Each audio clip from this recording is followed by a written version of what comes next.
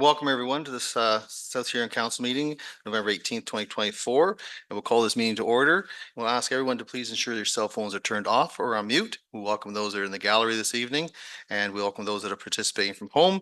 And we welcome our staff over here to give us information to help us provide information to us that can help us make the best decisions in the interest of South Huron. I'll ask everyone now to please rise for O Canada.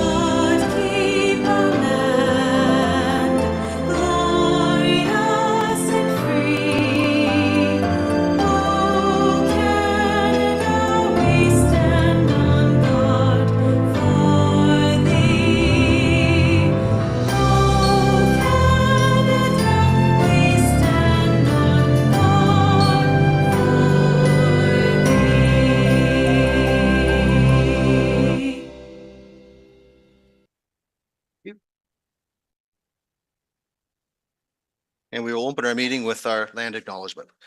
As we gather, we are reminded that the municipality of South Huron is situated on Treaty 29 land that is steeped in rich Indigenous history and home to First Nations, Inuit, and Métis people today.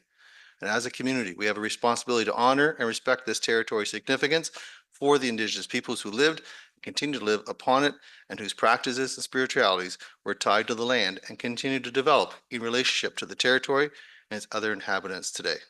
In the spirit of reconciliation and truth, we acknowledge the Anishinaabe and the Haudenosaunee peoples on whose traditional territory we are meeting. Thank you for that. And again, welcome everyone. And we'll go to item number 2, Ms. Collison. That South Huron Council approves the agenda as presented. And a mover, please. Moved by Councillor Neave, seconded by Councillor McLeod-Haggett. Any discussion? Call the question. All in favor? And that carries with 7. Disclosure of pecuniary interest and the general nature thereof. Are there any disclosures at this time? And not seeing any, we go to our presentations, and we item number 4.1. And Rimkus Amal, is it? Is that the correct saying of your name? It's Amal. Amal, thank you very much. And please proceed when you're ready. You have about 10 minutes, and we'll have questions right afterwards. Okay. Do we have the presentation on the screen somewhere? We're just searching for that now.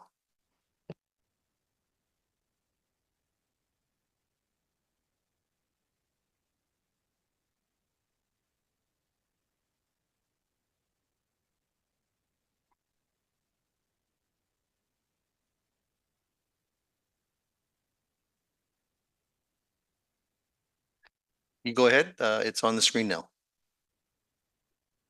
Okay, thank you very much. My name is Amal Aziz. I work with Rimkus Consulting Group. So we were awarded a property condition assessment for 14 sites back in July 2023. And we submitted all the reports in fall of 2023. And they were subsequently finalized, reviewed by the town, and finalized in September of 2024.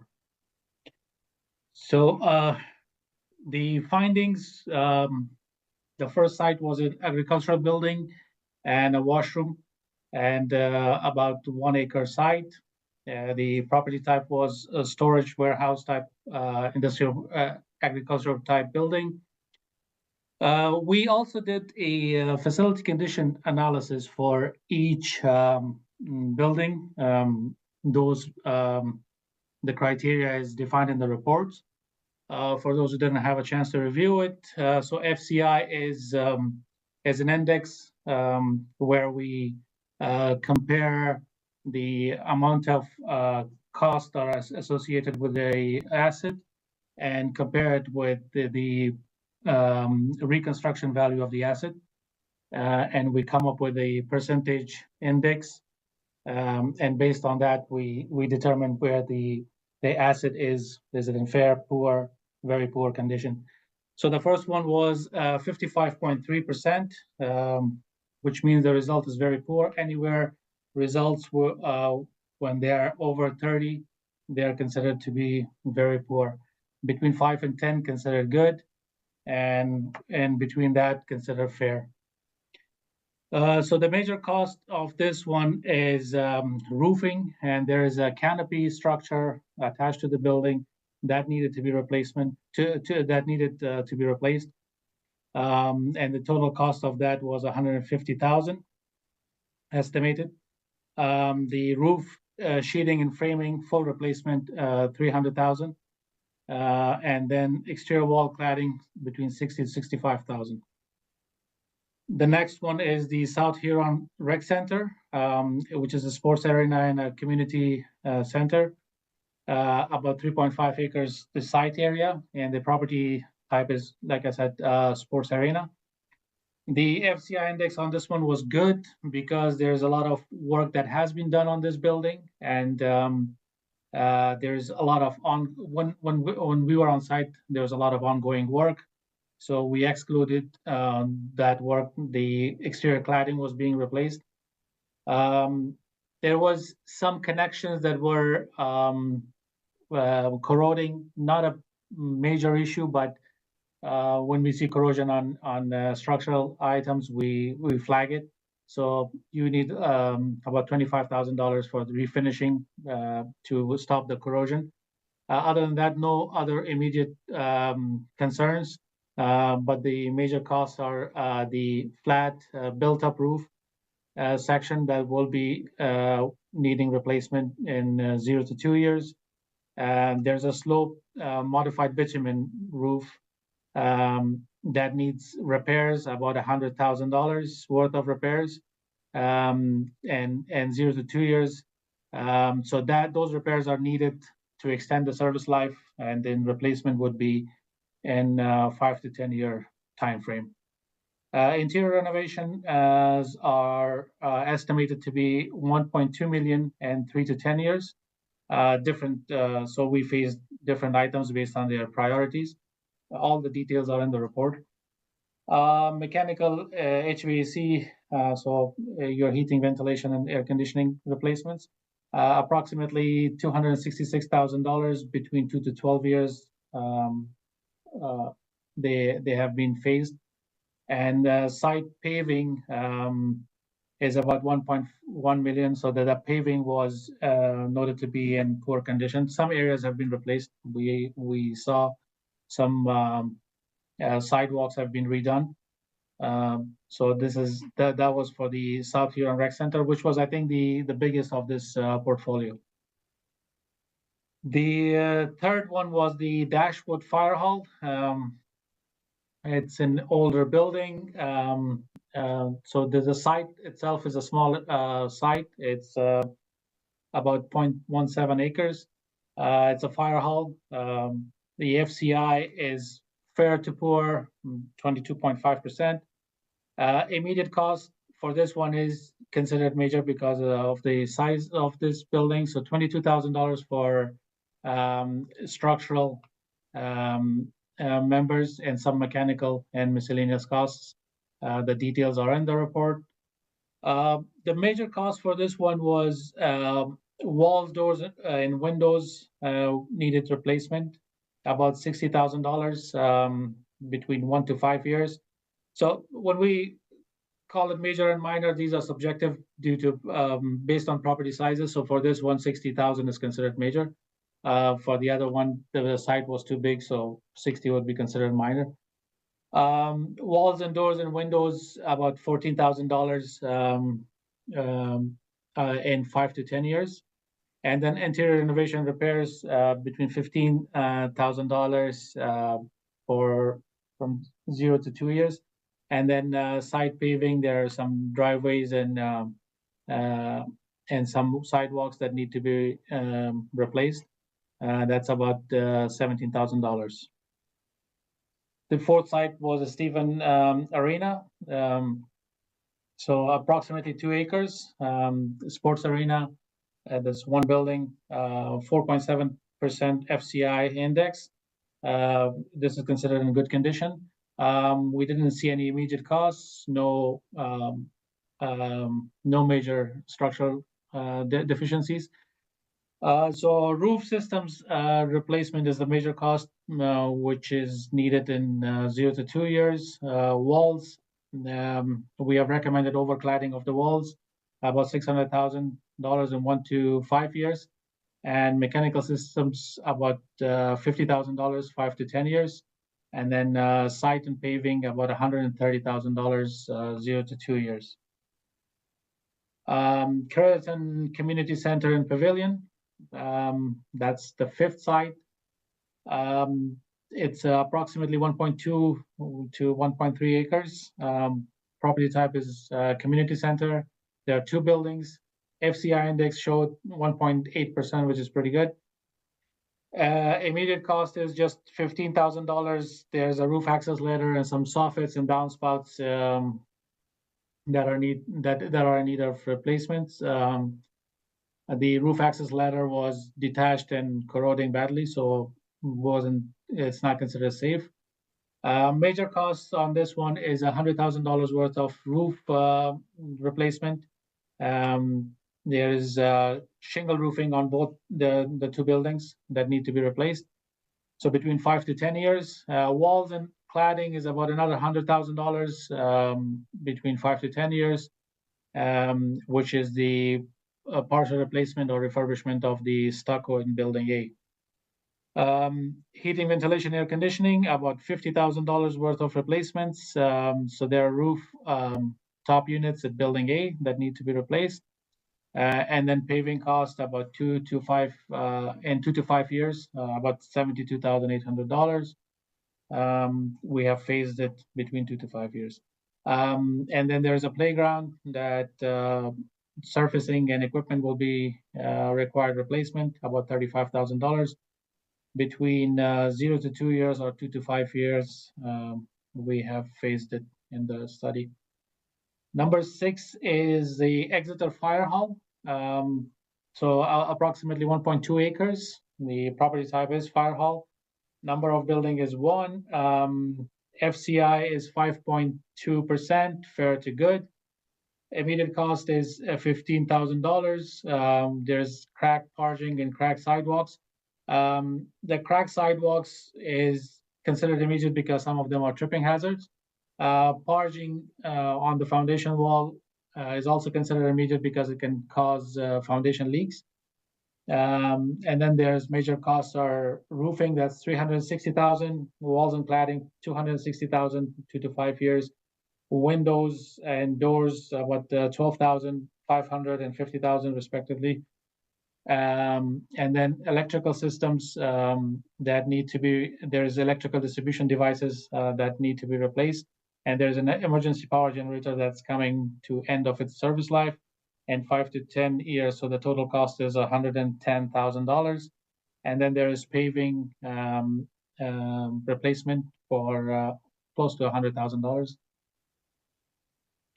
Number 7 is Exeter Cemetery, Workshed Mausoleum, and the pole shed. So 3 buildings. These were smaller buildings, but they were very old ones, all of them. The site is pretty large site. The building structures are very small on them, about 20 acres. So property type is mixed. We call it commercial. There's the FCI index is considered fair to good, 6.9%. There are no immediate costs. Structure, the major cost, there's some structural repairs that are needed. It's about $15,000, 10 to 15 years. Anything that goes beyond 10 years, we have carried it as a contingency because of the age of the structures. And then there is roofing costs that are $35,000 worth of roofing So that's metal roofing on building C. Walls and cladding, $35,000 in first 2 years to replace the metal cladding on building C. Windows is about 50,000 for upgrades of older windows in all buildings. And then interior finishes about $25,000 phased between 2 to 5 years. It's for general upgrades and finishes at all buildings.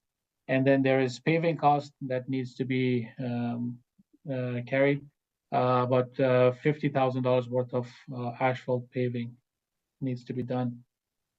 Site number 8 is Exeter Town Hall. Historic building. It's about 1.3 acres. One thing about this site is I think one portion is added later on. The original portion is historic building. Some of the work on this one is going to cost a little bit more because of the specialized contractors that need to be hired and special techniques. FCI is 3.8%, which is good for this building of this vintage.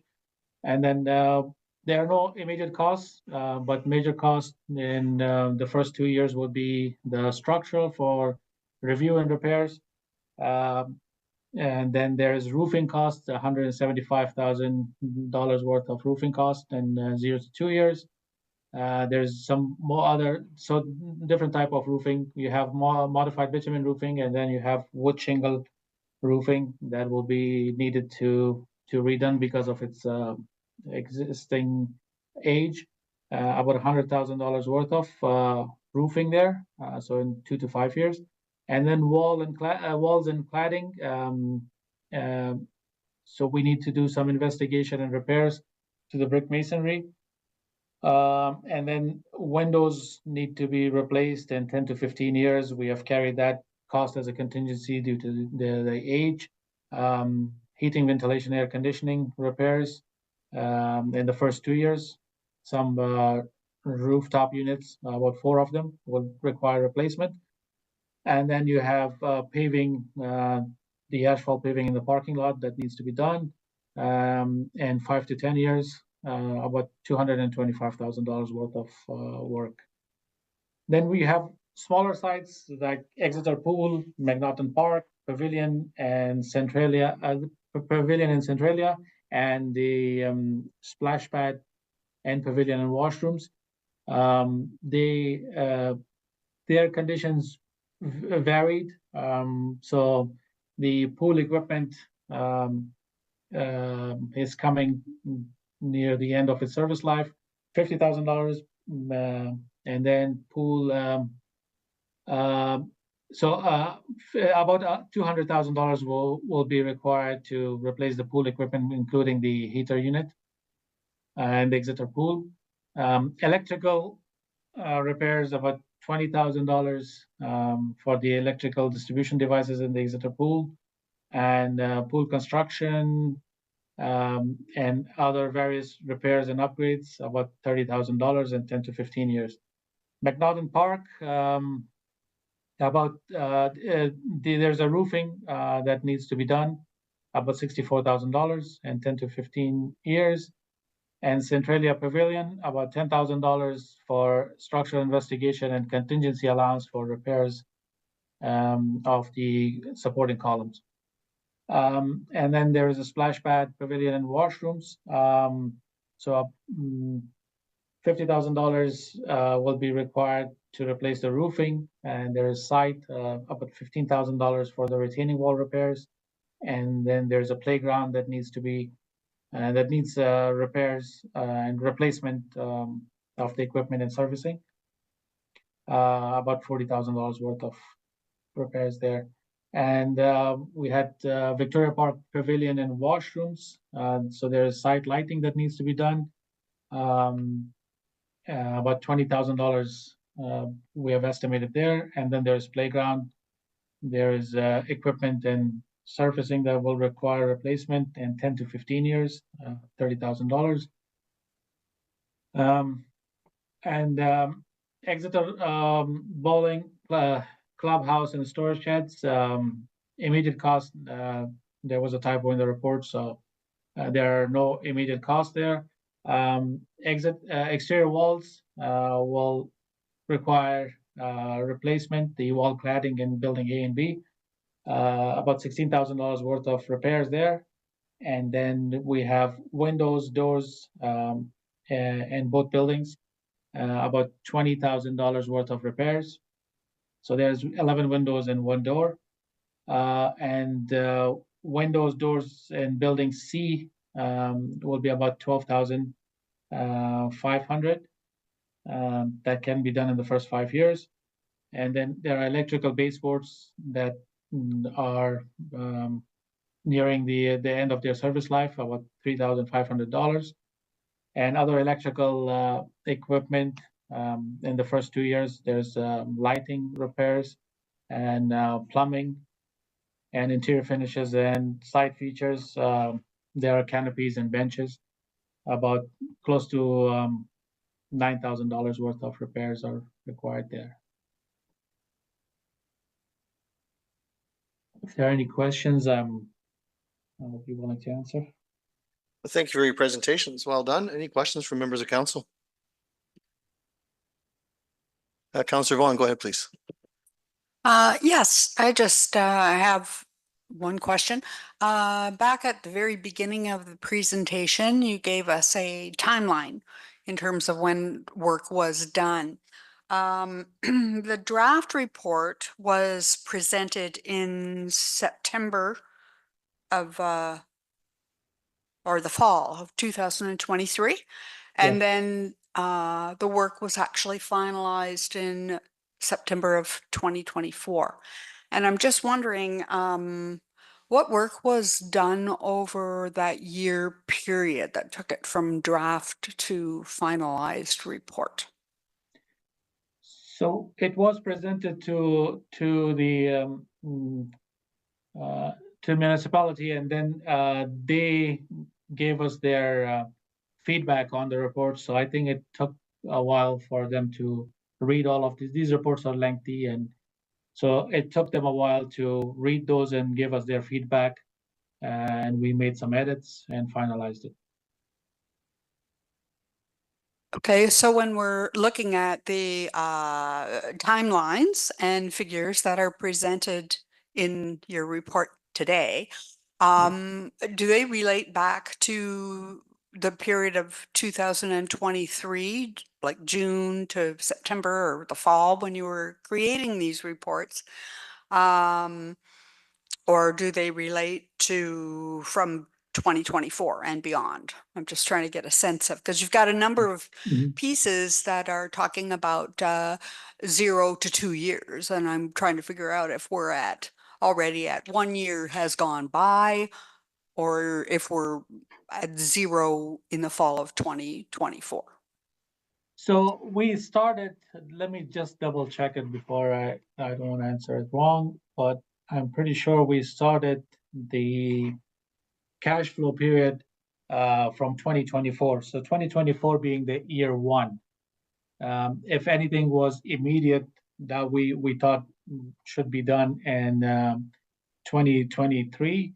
So 2024 was your year one. And with regards to what was done in that time frame, so if we weren't given during the feedback period, if they didn't tell us that, hey, you said that roof should be done on this building, and we already did it between the draft and the final, we would have changed it. If that information was not provided to us, then it remains. So all the observations are based on that summer of 2023. But the timeline, when it says 0 to 2 years, that means 0 being 2023 and 2 being 2025. Thank you. Thanks. Well, thank you. Councillor Neeb and then Councillor Oak. Yep, thank you for the report. And this is just maybe a question for staff. There's a lot of items in here, and some of them are already familiar. And I'm just wondering, are most of these already included in our 10-year capital forecast, or are there anything items in here that are not included in our 10-year capital forecast? Staff, Amanda, do you want to take that? Sorry, so through the mayor, so there were some things, so these reports actually referenced, one in particular would be the roof at the South Huron Recreation Center. So there are some aspects in these reports that have been included. Just knowing them to date, not all of them are in there right now, just having it not being formally adopted yet. But it will be a tool that we use in the department to forecast and do our budgets in the future. Great, thank you. Councillor Oak. Yeah, just a couple things. The original request to do this assessment, Rebecca, maybe you could comment on the original purpose of what these building condition assessments were as part of, I assume, asset management plan that we needed to update. Ms. Masuda Through the mayor, yes, for the asset management plan to do the facility conditions, yes, for that data, as well as for budget forecasting. Thank you. Follow up. And yeah, is it Emil? In the reports, it talks some of the projects, it talks about a $2,500 operation threshold. And then some of the project that has a $5,000 operation threshold. Why the difference between the different projects of the thresholds? That has to do with the building size. So for larger properties, we carried a $5,000 threshold. Because if we had carried 2,500, for example, for the South Huron Rec Center, then we would have to include a lot of very small items. Okay, thank you. Okay. And one last question on, or one last question right now. Page 65 of the report for the Crediton Hall, it talks about, when it was talking about the playground, it talked about playground equipment and splash pad equipment. I guess just clarifying that comment. Go ahead, sir. Emil? Page 65, you said, for the Crediton? Of the Crediton Community Center, yeah, because, yeah, I'm just trying to clarify the reference to a splash pad equipment there. I'll have to check this one and get back to you on it. Page 65.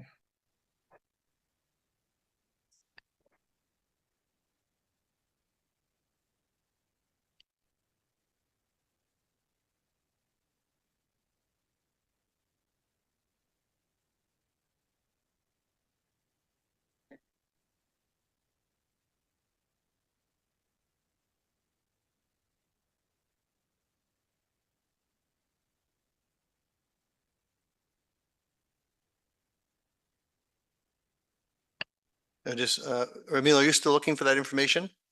Yeah, I saw it, but I will have to double check where that, so I'll have to talk to the field tech where that information comes from. Okay, we have another question now. Yeah. Councilor Oak, are you okay with that to come back? Deputy Mayor, go ahead, please. Thank you. Just a question. I see everything here, like on the ag building is one, there's others too. It says full replacement of the metal cladding. Is there none of that that could be repainted like we did on the rec center? Thank you. Emil? It always can be repainted, but the level of corrosion that we saw on the agricultural building,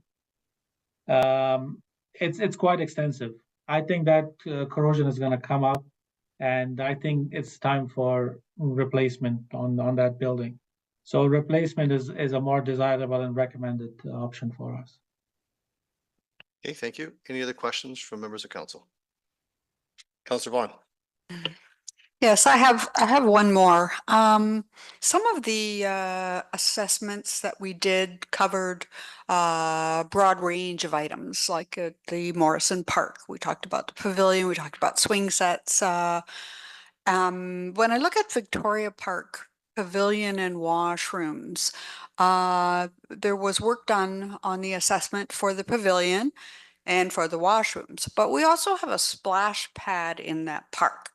And there was a tiny little note in the bigger report that talked about some cracks in the cement at a particular corner, but it didn't seem to go into great depth. So I guess I'm asking this from a perspective, were there different scopes given to you upon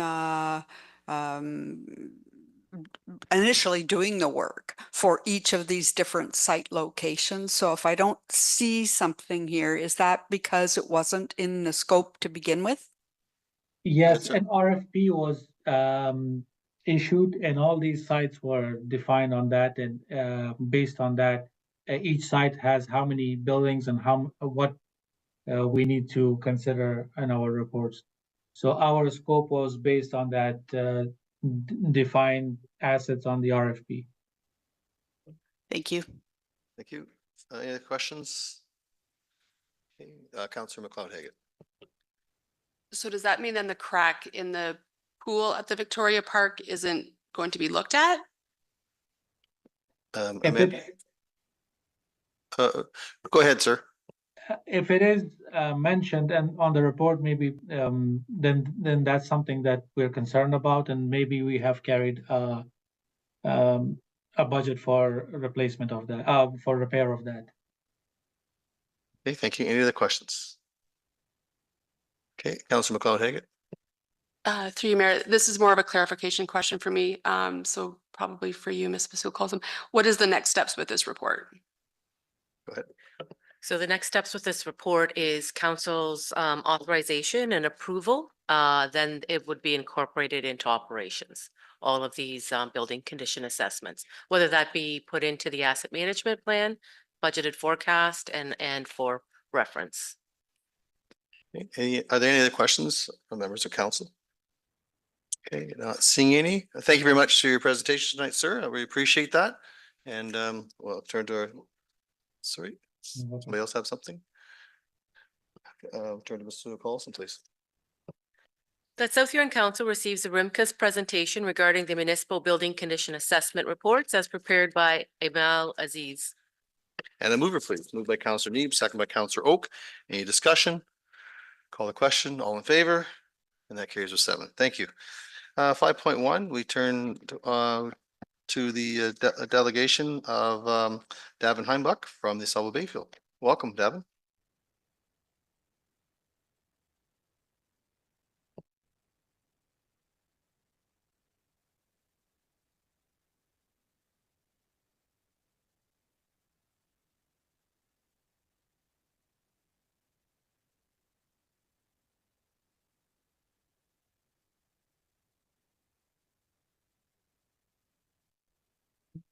Right. Thank you, Mayor Finch and Council, and thank you for the opportunity to present on the proposed 2025 Sauble Bayfield Conservation Authority budget. Just real quickly, an additional thanks to South Huron to the support for Councillor Vaughn as the current standing ABCA chair. So show appreciation for that. If we look at slide 1, and hopefully it shows up better on your screen than mine. I'm going to speak a little bit of the background of how we got to these numbers where we're at right now. But in the preparation of the 2025 budget, one of the things we always look at is our 5-year forecast and some of the projects and programs that we identify as being necessary in the years ahead. Originally, before we got to the number that we're looking at for 2025, we're actually at 14.3% based on that 5-year forecast. Before staff brought that forward to the board of directors, what we did is we looked at some of those programs, looking at what can we defer into future years that's not absolutely necessary right now, but still important projects that we see that we have to do in the future. And in doing so, we were able to get that number down to 5.31% for the meeting. So we held a special board information session on October 10th, and the number that staff brought to the board was 5.31%. Direction at that time was for staff to look at ways to possibly get that down a little bit, and they gave us a range of 3.5 to 5% based on some of the numbers that we're seeing. So staff went away, we did that, and we're able to come back to the October board meeting with a proposed levy of 2025 for 3.93%. What that represents to the whole entire watershed is about $56,000. One thing that's new to our levy this year that you'll see in there is the capital levy. We went through the process of putting together a capital asset management plan over the last couple of years. that was approved by the Board of Directors in July of this year, or summer of this year. And one of the things that came out of that was that the province required the conservation authorities to have, under Ontario Regulations 686/21, to have a capital asset management in place for the natural hazard infrastructure, that being the flooding and erosion control structures. Identifying an opportunity at that time, while we're doing that, we also looked at our other assets as well and included those into the plan. So that's new. And if we look at what that means on the overall levy, it's actually, that in and of itself is 1.39% for 2025. So that's new and above and beyond anything that we've seen in the past. Okay. The other one to look at too is the operating levy. And when we look at that, we combine what we call our programs with category 1 programs, category 1 projects, and the category 3 services that we've dealt with through our MOUs in the past there. And there's at the end of the package that was sent out a couple weeks ago, you'll see that some of the summaries of the MOU for South Huron in there as well. So I will note, if you have a chance, if you looked at it, you may have caught page 2 and 4 are missing. The note there when they got scanned, I guess they didn't scan properly, but page 1 is the important one because that is a combined of all the different programs and services under the category 3. The other one I want to talk about within the operating levy is the pay grid increase, and that was put forward as 2.5% for staff. And why I think that 2.5% is an important number to combine with that 1.4% from the capital, the 1.39% from the capital levy, is that pretty much is the 3.93% levy increase that we're looking for next year. Direction and support from the board unanimously at the time was that we go ahead with the capital levy, but also that we keep staff wages at 2.5% or the pay grid 2.5%. So the one other thing that's special to a number of, actually 4 municipalities in our watershed, South Huron being one of them, is the special benefiting levy. And we'll come to that just in 1 second on the next slide, but we'll keep it here for a second. The other thing I also want to point out on the combined levy, which is, if you look at the far right column, or the far 2 right columns on there, you'll see under South Huron, which is the third one from the bottom, looking at a combined levy of $281,288 for 2025. Again, these are the proposed numbers. And the percentage that I'll point out there is that is a 4.88% increase over last year for South Huron. How we got to that, though, is coming out of what's called the current value assessment.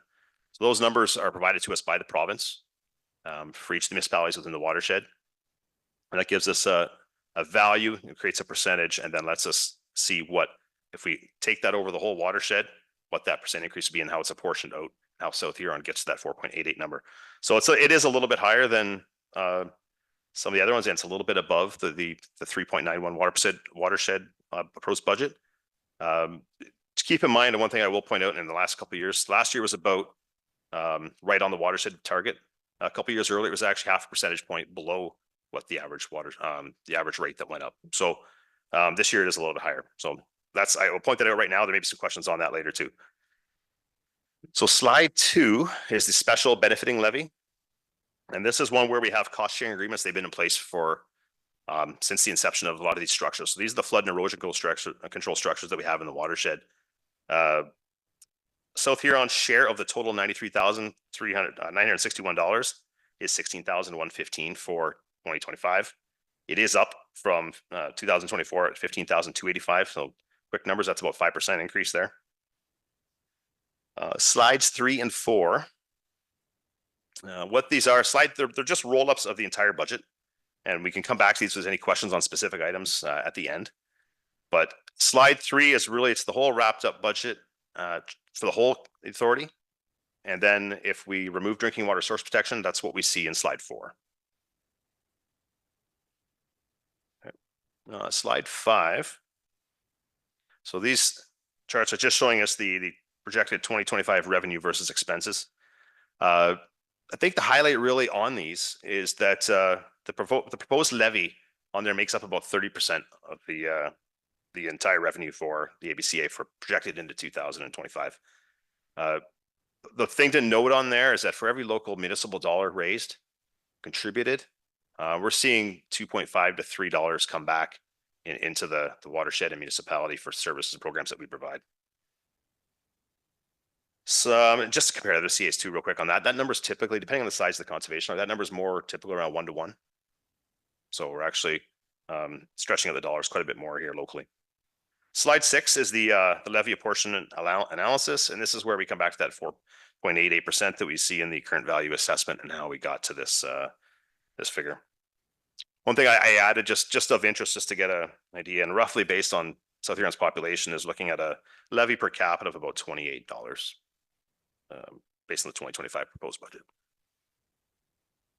So are there any questions on any of the items as presented? Councillor Oak? Yes, thanks, Davin. On summarizing, you mentioned the 2.5% wage increase. Now, both the page 3 and 4 that you talked about showed wages and benefits at 8.7 and 8.1. That's a little bit different than the 2.5 that you're talking about. What's the difference?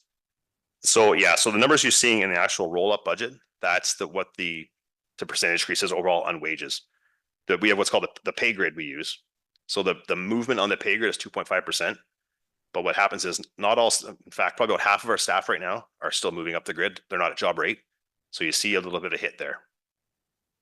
So there's no increase in staff contingency numbers? So there's one legacy. We've had to staff up over the last because we lost some staff, so we've had to hire new staff. So there is a little bit of legacy there that's projected through this year and not beyond that at this point. Thank you. Any other questions? Councillor Dietrich, go ahead, please. Thank you, Mr. Mayor. Does this budget that you put out here, does it take in the shortfall from the provincial government that they're proposing? The proposed shortfall? Well, we just heard here the other day at one of the council meetings that the government isn't giving you so much money for lots or whatever for development charges or. Oh, okay. It's a good question. Correct me if I'm wrong here. Are we talking about the fee increases that we're looking to get around? Yeah. So right now we've built this budget based on anticipating no unfreezing of those fees. Okay. Thank you. Any other questions? Okay, not seeing any. Thank you very much, Devin. Great job, and thank you everyone. For presenting tonight. Yeah. Good. Ms. Sue-Carlson, please. That South Huron Council receives a delegation from Oswego Bayfield Conservation Authority regarding the 2025 budget as presented by Davin Heinbud. And a mover, please. Councillor Vaughn, seconded by Councillor McLeod Haggett. Any discussion? Call the question. All in favor? And that carries with 7. Thank you. And we welcome our friends Abby and Jeff Hanna. Come on down, 5.2. And begin whenever you're ready, and you have about 10 minutes, Abby. Thanks. Okay, first of all, just so everybody's aware, I have epilepsy. I have 2 different kinds of seizures. I may have a small one where I blank out for a second and I'll lose my train of thought.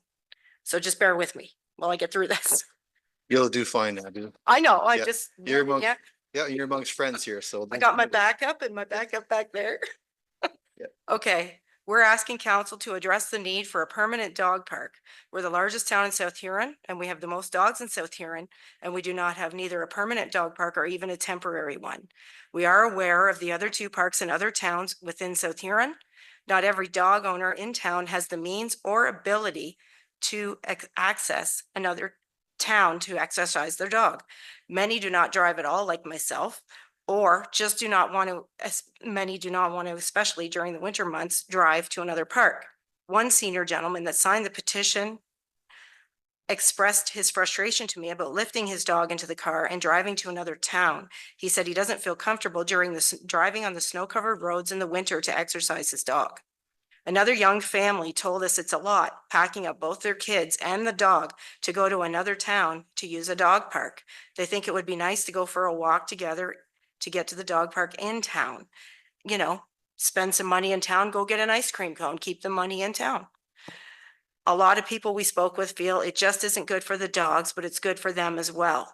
They liked going to the soccer field when it was accessible and socializing with others while their dogs played together. We all learned during COVID that being isolated and not socializing isn't good for mental health for people of all ages. Many dog owners live alone and that's how they get out and socialize. This is a free activity anyone in town can do, no matter their income level. We know their hope is to make a permanent park in the empty field beside the arena someday, but that may be many years away if it happens at all. We're proposing 2 temporary solutions as a compromise until a permanent dog park can come to fruition. The 2 sites we brought to the CAO at Town Hall, along with the permanent suggestions, need serious consideration by this council. The rodeo pit with possible temporary, maybe removable chain link around the outside of the existing fence to keep the small dogs inside. You know, take it down during the rodeo, during when the Saddle Club needs to use it, or the fenced-in soccer field during the off-season at no cost to taxpayers at all. We will personally get in touch with the arena staff to organize a cleanup day the weekend before they need to prepare it for the upcoming soccer season, then it could be locked for the soccer season. We will even hang a bag holder on the fence. We know there was complaints. 99% of us respected the privilege of using it, even picked up sticks in the spring before it was locked last year. These are 2 good solutions for a temporary solution. The rodeo pit is only used in total, maybe a couple weeks total out of the whole year. The soccer field is only used maybe 4 months a year. There has to be room for compromise in this matter to keep everyone happy. My question is, if the inside of the arena can be used year-round after the ice surface is removed, why can't the facilities outside the arena be used year-round temporarily? Isn't it a waste of our outdoor facilities to only use them for a small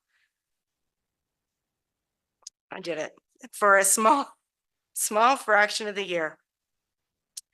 What a waste of space to sit unused and empty most of the year. How about we utilize what we already have for the time being to keep everyone happy? Lock the soccer field for the soccer season or the rodeo pit for the rodeo and Saddle Club use. Let us use it the rest of the year temporarily until a permanent place can be built. Many people do not feel comfortable using the trails in the winter months. We know the trails is a great place to exercise your dog, but many do not feel comfortable using that in the winter. It's a safety issue for some with the deep snow and ice. I've wiped out myself. It's not safe for many young and old alike on the trail in the winter.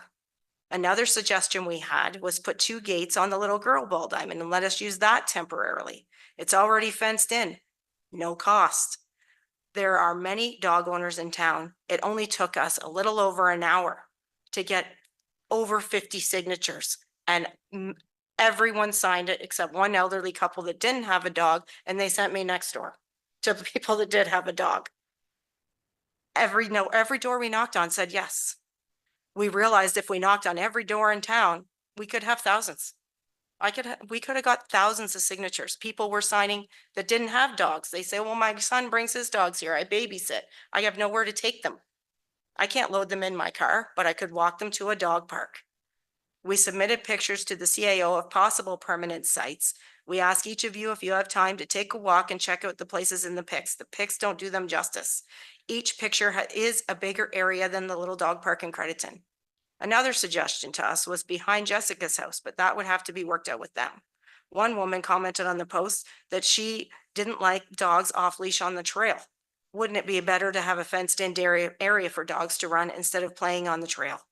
We see it every day on the trail and at the arena or the high school. Let's meet in the middle and figure this out. Dog owners need to be represented in this town as well. We have new neighbors at our house. They tried to look up where the dog park was in Exeter. We told them they have to go to another town to use a dog park. It was kind of embarrassing. We know Exeter's growing with all the new homes being built, and that equals more dogs coming. A dog park is a great way to also attract people to Exeter. We're very glad our tax dollars went to fix the arena here and Huron Park, as well as the pool. Not everybody that lives here or moves here will use them. Sports facilities are very important to attract new people, but so is a dog park. People of all ages want this, young families, seniors, and people that are alone and have a dog for a companion. Another senior we spoke with moved to an apartment here to be near his daughter with his dog. He told us he went to the arena to ask about programs for seniors and was told they don't have any. He said a dog park would be great, and it's a great way for him to get out and exercise with his pet in a safe place. We have, you'll see in the one picture behind the arena, there's a car there. That's where I saw him running his dog. We have been told by a member of council for years it's coming. How long do we have to wait? There are permanent and temporary solutions for this problem. Dog owners in Exeter deserves to have their needs met as well. Show us this council that cares about the many dog owners in Exeter. Find us a solution for this winter and a permanent one for the spring. Exeter needs this now. We have a spot for hockey. We have a spot for soccer, baseball, swimming, tennis, the rodeo. Horses that don't live here have a spot, but the dogs that live here don't have a spot. You know, and in front of the soccer field by the tennis court is one spot. Beside the soccer field, that is the whole length of the soccer field and about 30 feet wide. And it's already fenced on two sides. You'd only need a fence on the one long side by that little sidewalk and a gate. There's in front of the fancy ball diamond, beside that little girl's ball diamond. That area is used for nothing. It's used for nothing. Why not use it? It's already also fenced on a couple sides. So it wouldn't cost as much to fence in 4 sides. There's the behind the rodeo pit. Could that not be fenced in with a large gate? And open the gate when they need to get in there with their horses and their trailers for the rodeo? Could that not be fenced in? That's larger than the dog park in Crediton. And over the bridge at McNaughton Park, I don't know who owns that back there, but that cement bridge, that hump bridge at McNaughton Park, that whole area back there is a big empty green space. Could we not put something back there? It's okay. And that bridge is closed off in the winter. I know that because I'm a hiker. I know that's closed off in the winter. You can access it from the other side of the trail. There's also access down Riverside to that green space. So there is access in the winter to that area. And there's parking there. There's parking already at McNaughton Park, you know? So can we not figure this out? Does anybody have any questions? I Abby, think I'm good. Abby, you did amazing. Well done. I really commend you. Yeah, you've rehearsed that, I'm sure, but it's just, I just wrote it out a couple times. well, you did an excellent job and you're passionate. You've researched it very well. I turn to council if they have any questions. I did submit the pictures. I don't know if you guys all got the pictures, but Yeah, everything you submitted to us is online and the public has access to that Okay. information also. Any questions for Abby? it's an accessibility issue for a lot of people that don't drive like myself. There's a lot more people in this town that don't drive than you realize. Yeah, and you've hit some very key notes there too. Councillor Dietrich, you had a comment. Thank you to the mayor. I appreciate what you're trying to do here, but what caught my eye was thousands of signatures. If you could ask them for a toonie apiece, you bring in thousands of dollars, that would help. Oh, I know, but you know what? Every one of them's a taxpayer. Shouldn't taxes cover something like this? Do you know what I'm saying? We shouldn't have to fundraise for everything. They had to fundraise for a new fence around the cemetery, you know? Shouldn't taxes cover this? Most of these dog owners are already taxpayers. Should they have to pay double for a dog park? I did it again. A dog park. You know what I mean? You know, we don't have to pay double. Just looking for something we can run our dog. We- We don't we- need $50,000 It doesn't- Just a parts and fence. It doesn't have to be a huge area. You look at Crediton. You know, and it actually does keep money in town. We took our dog over to because my husband's a trucker, he's not always around. When we took our dog over to the dog park in St. Mary's. We also went into Canadian Tire over there with our dog because you can take your dog into Canadian. So we went into Canadian Tire in St. Mary's instead of Exeter. You know what I mean? It keeps people that do drive out of town are going to the dog park, the nice dog park in Glen. There's a nice one in Lucan. Lucan's even putting up on their Facebook page, what can we do to make our dog park better? And Lucan's smaller than Exeter. You know? Oh, Milt, you'll have to turn Milt, you'd have to turn your microphone on, please.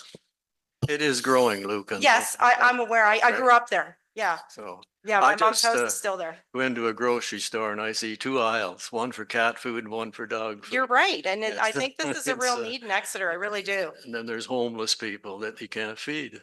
Yeah. Just kind of, I know. I understand, you need a dog. I had a dog once. It's kind of a toss up, whether keep the dog or the wife. I understand a dog. I'm sure can he be- agrees. Dragged him here, didn't I?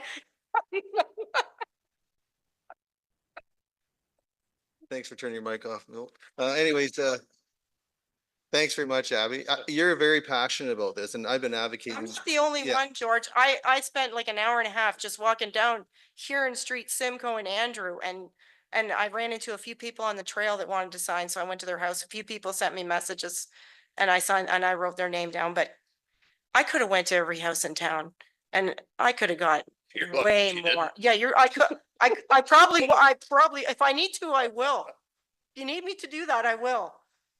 Council McCowan Haggett. Through you, Mr. Mayor. Thank you for your presentation. I'm a dog lover. I have dogs of my own. Just to give you a bit of an idea, looking at the expense sheet for the Centralia Dog Park, where they just put the gates to close it in, was Uh-huh. $10,000. Uh-huh. So it is an expense for Yes, sure. but it's an expense that will be utilized for many, many years to come. You know, it's not like it's an expense that's here today and needs to be repeated next week. It's an expense that's gonna be here for decades. You know, that's something that's gonna be here for decades, just like the one in Crediton. And I'm sure then Crediton, there's probably what, 12 dogs? And in Exeter, there's probably 1,000.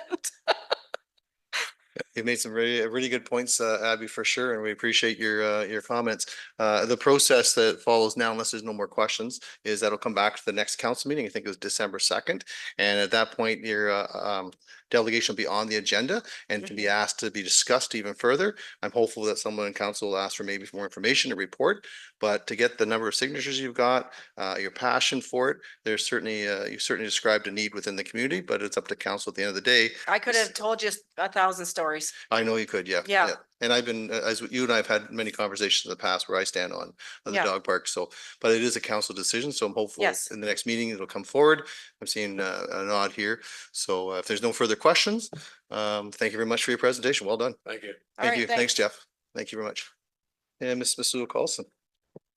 The South Huron Council receives a delegation from Abby and Jeff Hanna regarding a future dog park in Exeter. And a mover, please. Moved by Counselor Neeb, seconded by Counselor Vaughn. Any discussion?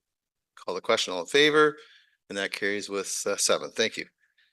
Moving right along to public meeting, none tonight, and we move into 7.1, please. That South Huron Council adopts the minutes of the budget meeting of October 28th, 2024, and the public and regular council meeting of November 4th, 2024, as printed and circulated. And a mover, please. Moved by Counselor Neeb, second by Counselor Oak.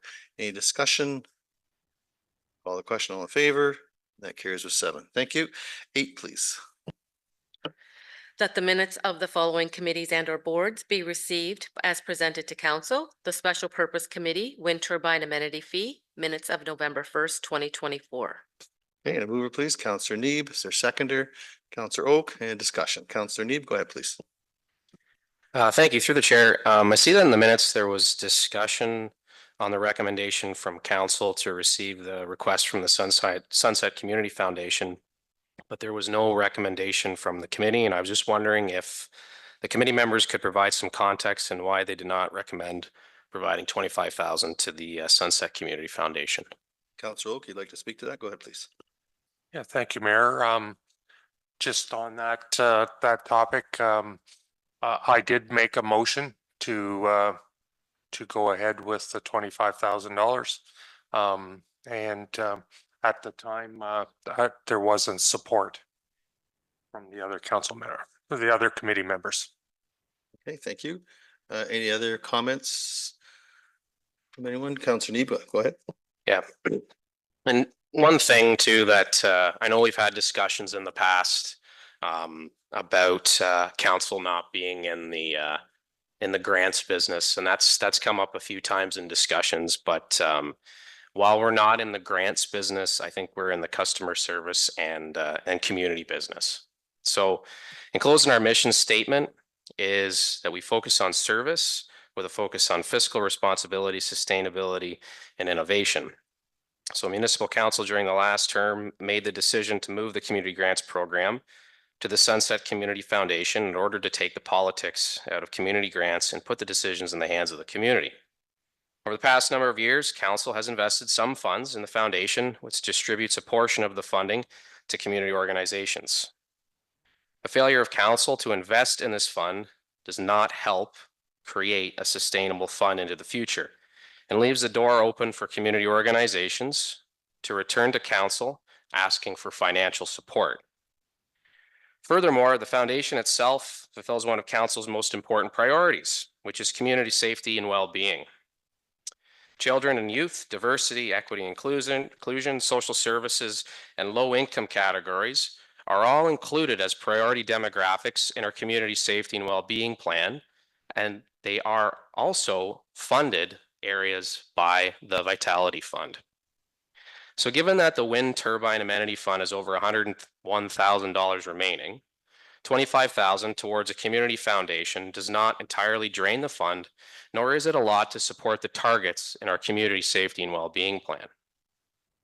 So I'm hoping that council will reconsider, and I'm willing to make a motion now that we take $25,000 from the wind turbine amenity fee and put it towards the community foundation for this year. Okay, thank you. Madam Clerk, can you prepare that? Sorry, go ahead, Ms. Sokol. Just to clarify that, are you, it's this year 2024 or 2025? Sorry, 2024 for this year.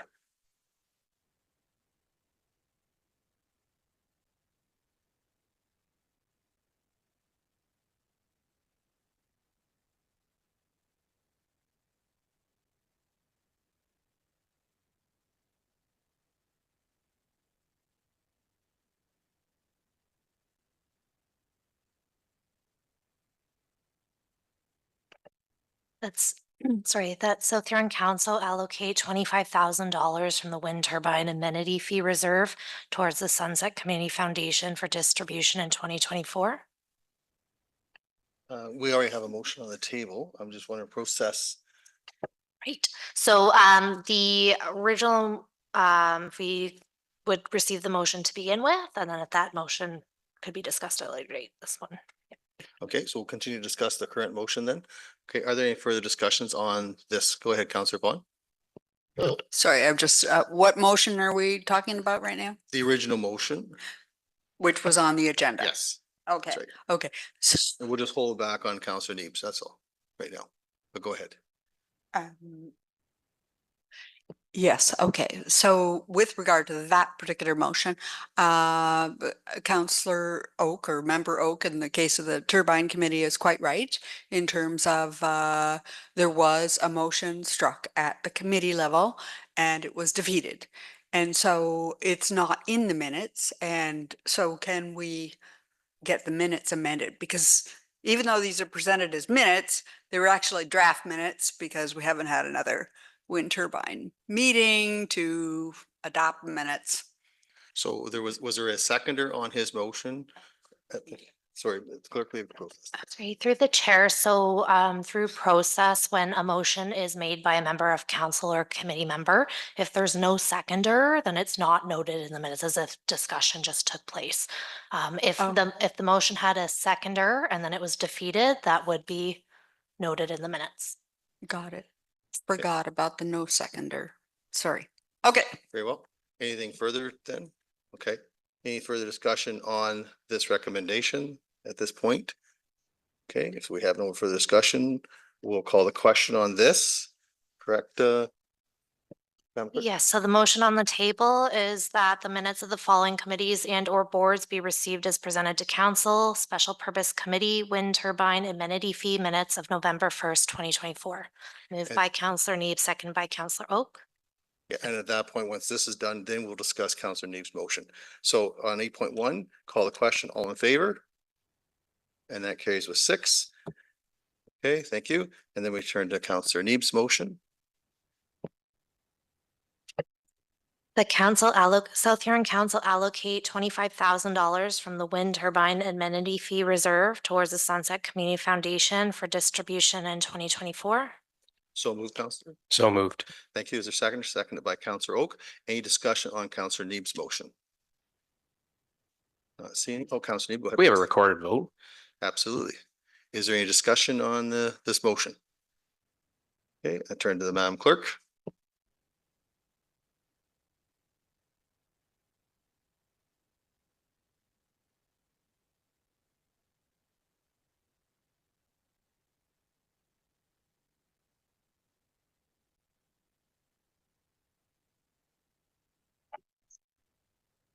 The motion on the table that South Huron Council allocate $25,000 from the wind turbine amenity fee towards the Sunset Community Foundation for distribution in 2024. Moved by Councillor Neeb, second by Councillor Oak. Councillor Neeb called for a recorded vote. Deputy Mayor Dietrich.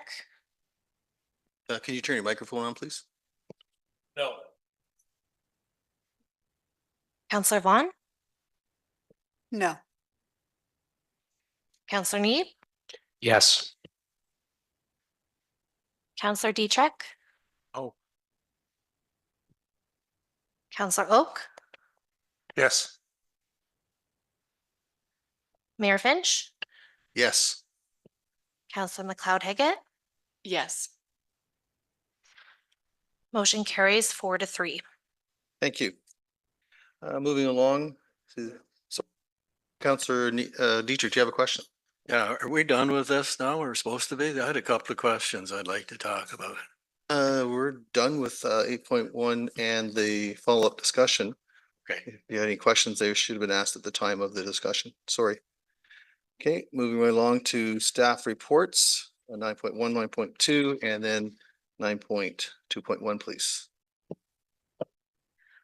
The South Huron Council receives staff report CSD 11/2024, South Huron Recreation Center Kitchen Exhaust Improvements Tender Award. And that South Huron Council accepts the tender received from Jaden Mechanicals Limited in the amount of $151,515.66, excluding HST. And a mover, please. Moved by Councillor Neeb, second by Deputy Mayor. Did you have your hand up? Deputy Mayor seconds. Is there any discussion? Not seeing any. Call the question. All in favor? And that carries with 7. Thank you. 9.2.2. That South Huron Council receives staff report CSD 10/2024, South Huron Building Condition Assessment Reports, and the South Huron Council adopts the 2024 Building Condition Assessment Reports completed by Rimkus Consulting. And a mover, please. Moved by Councillor Neeb, seconded by Councillor Oak. Any discussion? Councillor Vaughn, go ahead, please. Yeah, so I do have a number of things that I want to ask about this, but I'm also asking, I'm not sure if this is the right point, but if we can split this motion, because I see that there's the receive and then there's adopt. And so if we could split that into 2. Okay, Madam Clerk.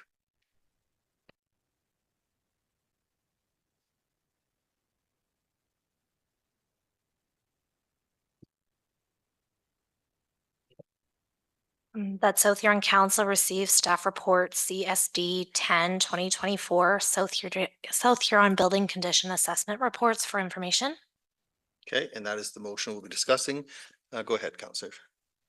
I don't actually have a discussion on that, but I'll move that. It's already been moved. So that's been moved by Councillor Neeb and seconded by Councillor Oak. Okay, so I have no, It just been split. That's all, the only difference. The same mover as second applies. Councillor Oak, you have something. Just while we're talking about these reports, just wondering, there was the tender at the time was for a specific number of facilities, and just wondering if somebody could comment on the Dashwood Community Center wasn't included, or the Kirkton Pool and Community Center, and just wondered if we could comment on why they weren't included. I see Chief Becker is there. Thank you. Chief, go ahead. Are you there, Chief? Might have closed out. Amanda, are you able to take it? Through the mayor, so I can comment on the Dashwood Community Center. So that building condition assessment, the Blue Water conducted that with Walter Fetty. So it wasn't part of the Rimkus reports, but we do have one on file for Dashwood Community Center. I can't speak to Tim Woodham, but maybe. Go ahead. Through the mayor, when we approached Perth South, and they had advised that they were doing one themselves for the facilities. However, we haven't received anything yet. Okay, thank you, Councillor Oak. So just as a follow-up, thank you for the update. Is it possible that we could get a copy of the Dashwood one if it's available? Amanda? Through the mayor, so I can circulate that as well through Probably the CAO to get it to you. So yeah. Okay, thank you. Thank you. Are there any other questions on this split motion at this time? Not seeing any, so we have a mover and a seconder. If there's no further discussion, I can call the question. All in favor? Oops, do you have a question, Councillor Vaughn? Yeah, I'm just not sure what we're voting on here. Are we voting on receiving the report? Yes, the That's first it? part. Yeah. Okay. So that carries with 7, correct? Thank you. And then we can move on to the next part for discussion. We have a mover and a second for that. Go ahead, Councillor Vaughn. Okay, so I wanted to talk about the adoption piece. Okay, this is a substantial report. It's huge. We had exactly 4 days to take a look at what this is. I believe I heard from the CAO that by adopting it, it all of a sudden becomes operationalized. So it goes to the staff. And I think because we've waited some time for this facility report, that we require a little bit more time to go through this and talk with various departments, talk with the chief building officer about what plans we have for the future for each of these facilities. For example, I know that we have had many discussions about the Agri building over time in terms of what shape it's in, whether there's occupancy allowed, not allowed, horses, people, whatever.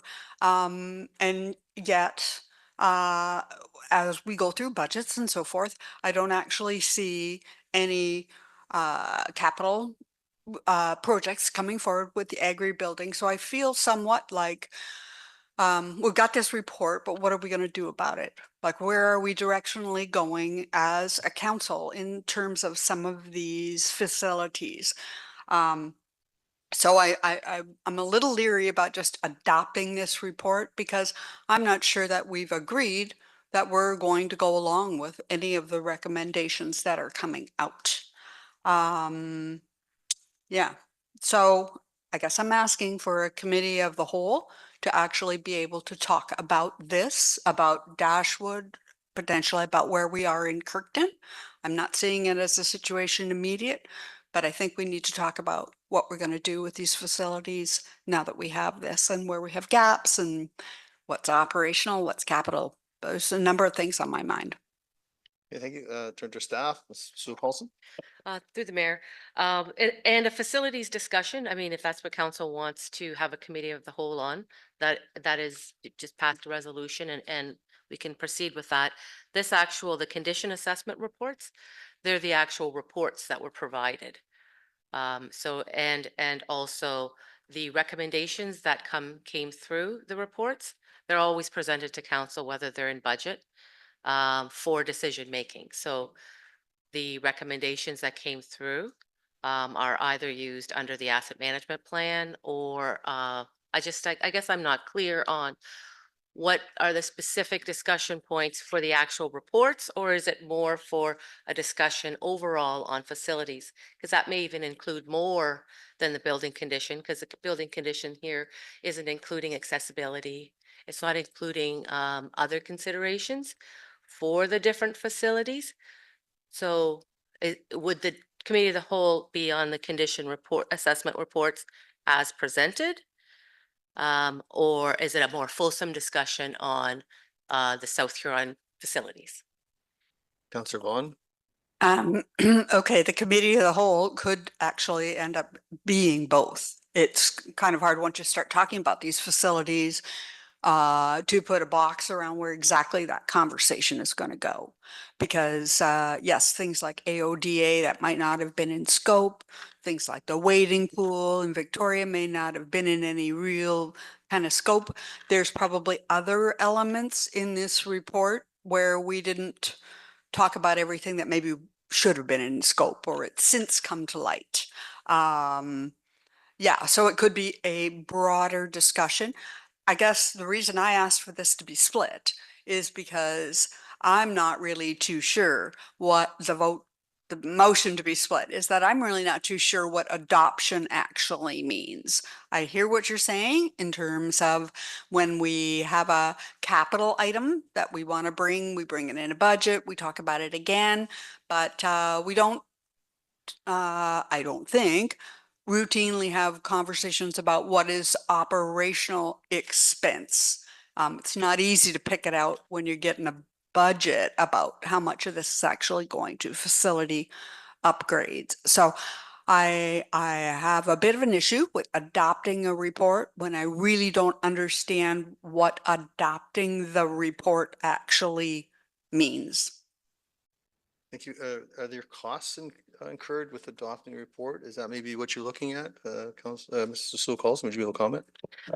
In this context, adopting the report means using it for asset management and capital budget forecasting from a staff perspective. So there's no financial outlay. So you're saying. There will be at some point. Yeah, at some point. But despite And staff will review and bring forward as needed. I don't know if Amanda has anything further to add as far as the process for any kind of like a master plan.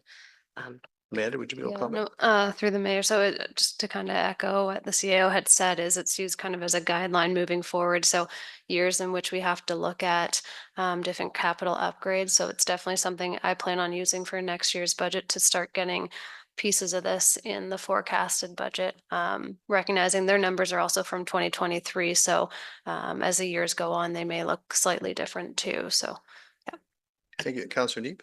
Yeah, thank you through the chair. I'm all right with adopting the report. I think based on the conversation from the presentation, this is not new information for staff, and I don't know how productive a meeting would be where we get into the weeds. Again, I don't think there are recommendations specifically that were in there for council, but I think we need staff to look at some of the items that are in these building assessments and then come back to council once we've had our professionals look at it and decide what is, and validate that information for council. I don't know if we're in a position to validate that information, but we are in a position to take that information in and have staff review it. And I think that's why I'm in favor of adopting it. So. Okay, thank you. And Councillor Oak. Yeah, the report's very in depth and there's a lot of operational things being put in there that are day-to-day maintenance type of things that were recommended there. There's a number of things that were, because it's been a year and a half since we got the report that's come to us. It's been a year and a half, and there's a number of capital projects that have been done that they commented that needed to be done, and they've already been done or are in the process of being done. So I think I agree with the fact that I think we need to have a fulsome discussion about our facilities because there's some recommendations here about hundreds of thousands or millions of dollars here on some facilities that I don't know the long term of those facilities, and if council wanted to have a discussion to those to that effect, because there might be some different thought processes when it comes to these standalone facilities as well. So. Thank you. Any other comments? Councillor McConaughey and then Deputy. Through you, Mr. Mayor. I'm following side with Councillor Vaughn and Councillor Oak. I've been saying this since I got sworn in that I think we need to have a fulsome review of our assets and see what we should be putting money into and what we should not be, to reevaluate what we actually have across the table. Thank you. Deputy. Thank you. I see a lot of repairs in here that, as far as I'm concerned, that's operational. I don't see a lot of replacements. If there's any replacements, it definitely comes back here. But the repair part of it's going to the budget. So I don't have an issue with passing this now. Thank you. Thank you. And Councillor Neeb, I think you had your hand up. Did you again or not? No, thank you. Are there any other comments then before we move on? Because we have a mover and a seconder, and this is the second part of the motion that we had. And I'll just turn to Madam Clerk just to read that so we know what we're voting on. Oh, sorry, Councillor McConaughey. Sorry, through you, Mr. Mayor, just one more comment then, like with respect to the agricultural building. If it's now going back into be operational for them to be making the decisions, that is a very poor grade building. So are we letting staff make the decisions to make upgrades on a building that is basically falling apart? That, Amanda, do you want to take that, or CEO, whoever? Through the mayor, I can take that. So staff will take this back, and then any kind of decision-making will be a council decision. Will these upgrades, are these upgrades are what council desire, or are there alternatives, right?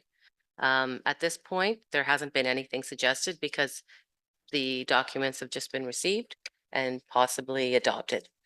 After that, staff will have to come back. Okay, thank you. Councillor Oak? Just wondering if we have the resolution as such and add to it about having a committee of the whole on facility review at a later date, added to that. You know, so that we put it on the record that we want to have a facility review or would like to see one. You think you need to set a date potentially, or make it convenient? At a later date, you know, like and then we'll send something out to see what works for council, right? We don't. Councillor Neeb, go ahead. Did you have something? Yeah, no, I'm just unclear when we say facilities, what we're talking about. And I think we're kind of leaving the gate too wide open by just saying we need to have a discussion about facilities. What facilities? Yeah, we're always discussing facilities at every meeting of some nature. Councillor Dietrich, did you have something? Thank you.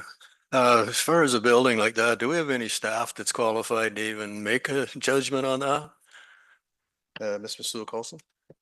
Through the mayor, this is the building condition assessment. That was their job to actually make the recommendations and the assessments, and then bring them back to council and then to staff. Councillor Oak? The condition assessments that came back were based on us keeping the building.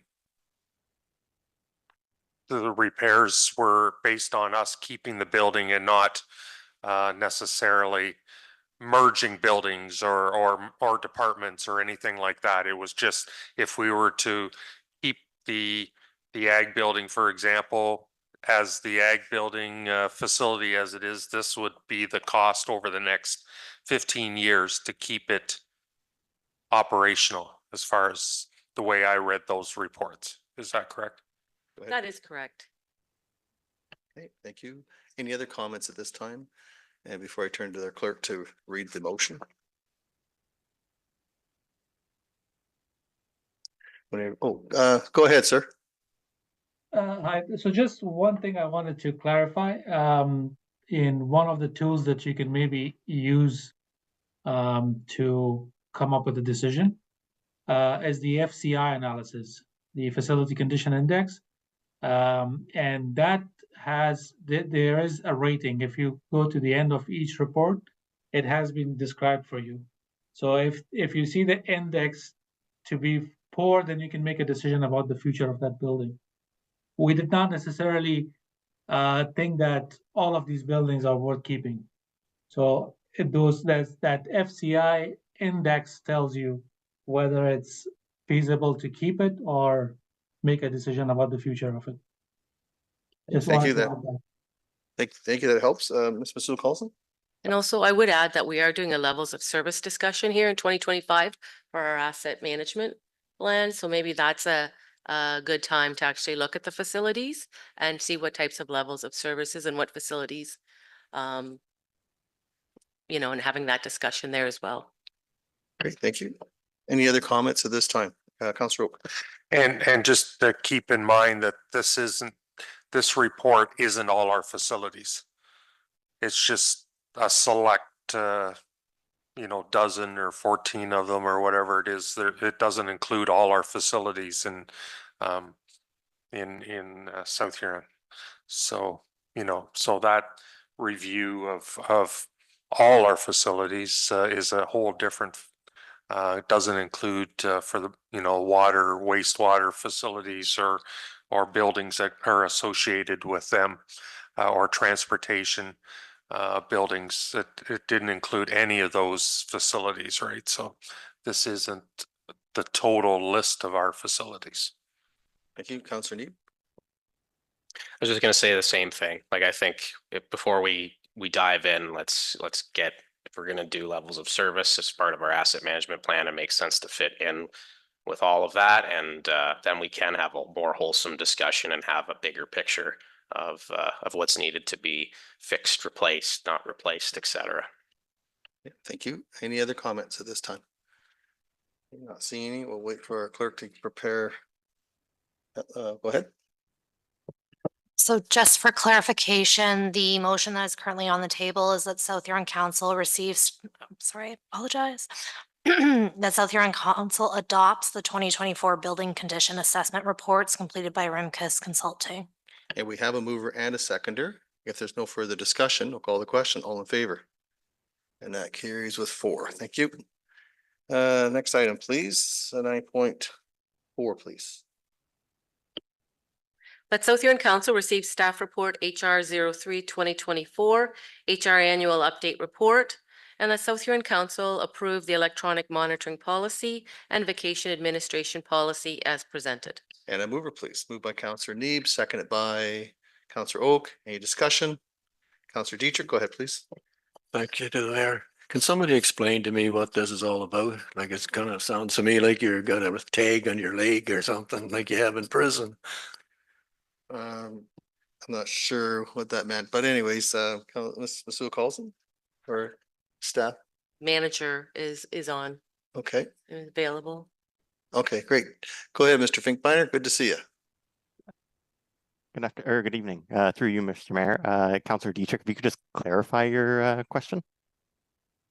If you could be more eloquent in your question, please. Oh, in 10 words or less, tell me what you're trying to tell us here.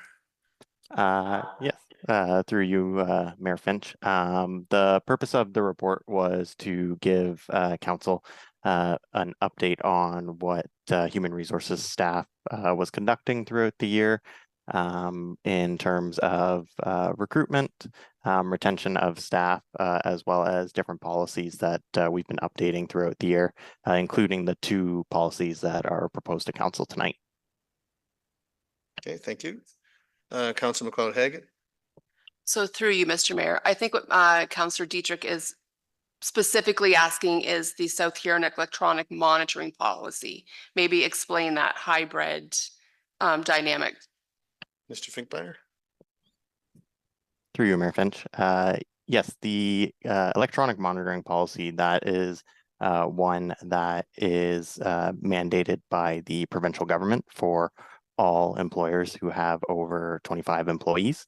So that is a policy that's being put in place. What the responsibility of the employer is to do is to let its staff know if there's any means in which they may monitor their staff, whether it's being able to review their emails, telephone transcripts, if they're using security surveillance, any means of electronic monitoring that may capture the works of staff.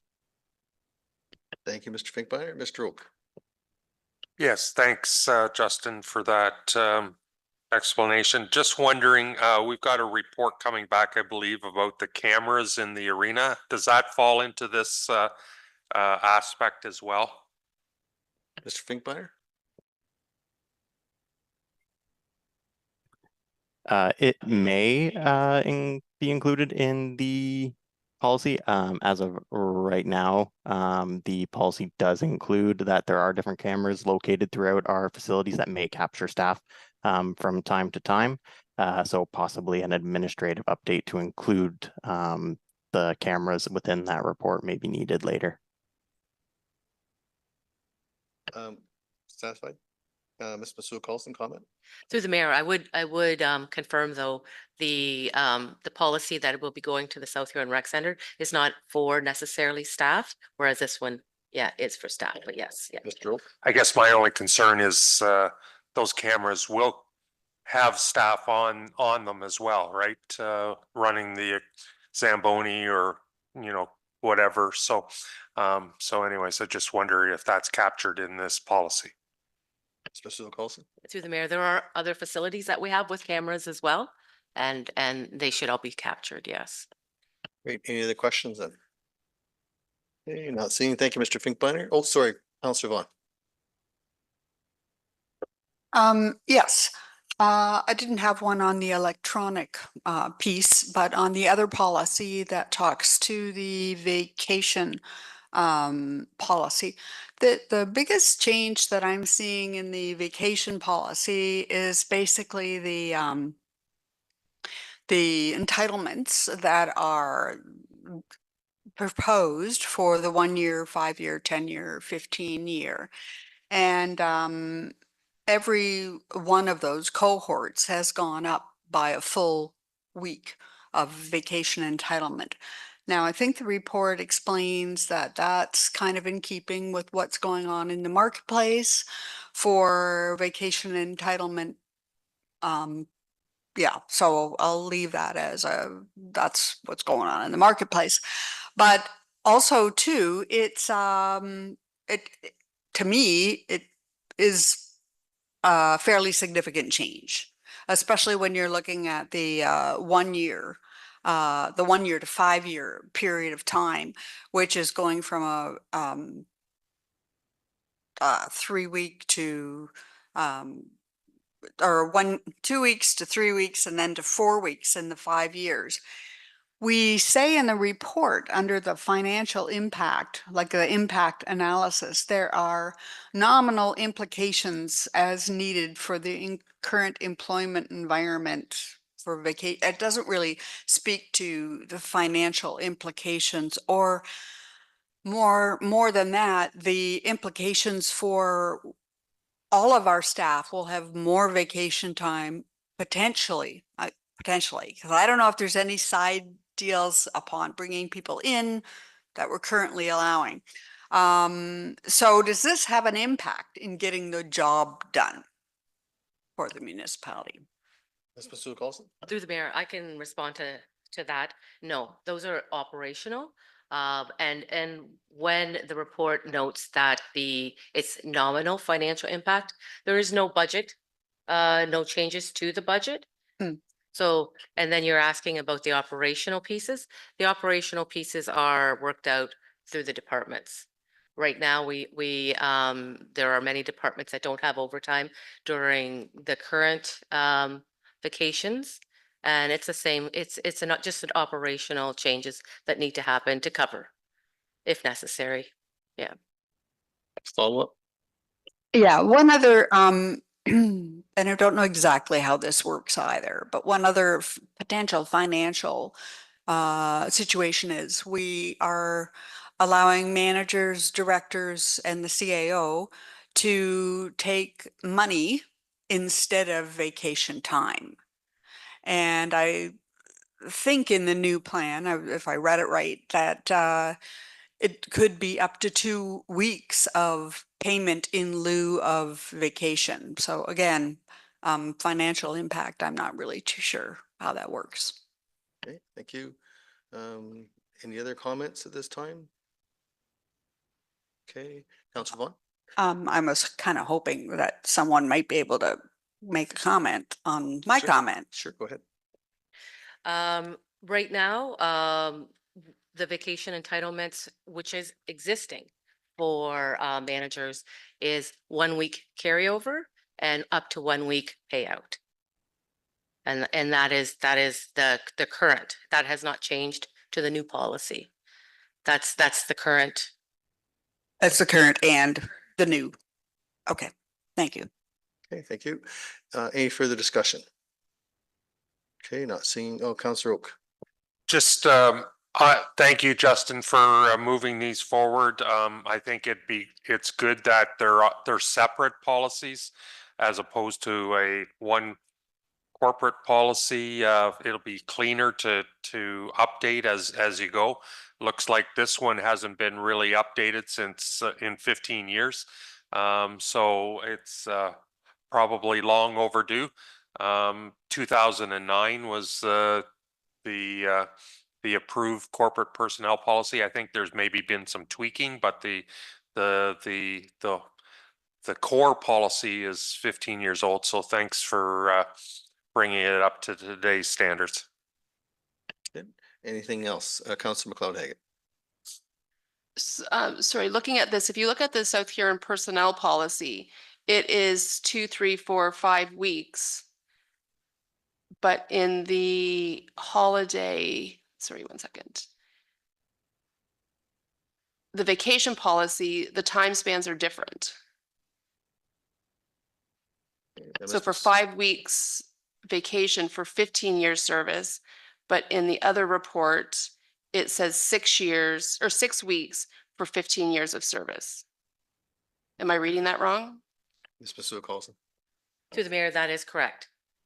And to Councillor Vaughn's point is all the weeks have been increased by 1 week all the years. So the 2 weeks, it was previously 2 weeks for 1 year of service, and now it's 3 weeks vacation. I think if you look at the bottom of the page, it's from 2009. Oh, yep, okay. Any other questions? Okay, not seeing any. Thank you very much, Justin. Well done. There's no further questions. I'll call a question. All in favor? And that carries with 7. Thank you. Next item, please, 9.4.2. Okay, that South Huron Council received staff report FIN 19-2024, 2024 third quarter operating budget variance report for information. And a mover, Councillor Neeb, seconded by Councillor Oak. Any discussion? Call the question. All in favor? That carries with 7. Thank you. 9.4.3, please. That South Huron Council received staff report FIN 20-2024. It's 2023 annual development charges for information. And a mover, please, Councillor Oak, seconded by Deputy Mayor. Any discussion? Call the question. All in favor? That carries with 7. Thank you. 9.4.4, please. Let South Huron Council receive staff report FIN 21-2024 and Getty's Pool correspondence interest owing for information. And a mover, please, Councillor Neeb, seconded by Councillor Oak. Any discussion? Councillor Vaughn. Yes, okay, so it seemed to me that when we're talking about the potential interest payment, that was for a 90-day period going back to July 9, 24. So what is the 90-day representing? Is there an agreement or a clause in our pre-authorized payment that speaks to 90 days? I'll turn to Kate Farwell. Kate, welcome. Good evening, Council, and through you, Mayor Finch. The 90-day stipulation is part of the guidelines of the Payment Canada guidelines that is responsible for electronic payments within Canada.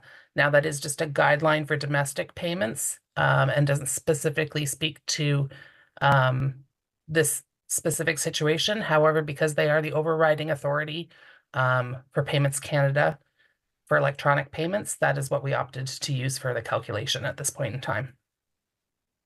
Thank you. Any follow-up or any further questions? Councillor Oak. So have we done a calculation of what the interest would have been with our bank interest over this last 10 years of what that number is versus what their calculation is? I looked at a bunch of different numbers and I'm just wondering what if we've done the math of what it would have been for our cost. Ms. Farwell. Through you, Mayor Finch, if you look on the second page of the report under the impact analysis, we did use the Bank of Canada prime rate and went back the entire 10 years. And you can see that in the first option, it details the property owner's request and amount.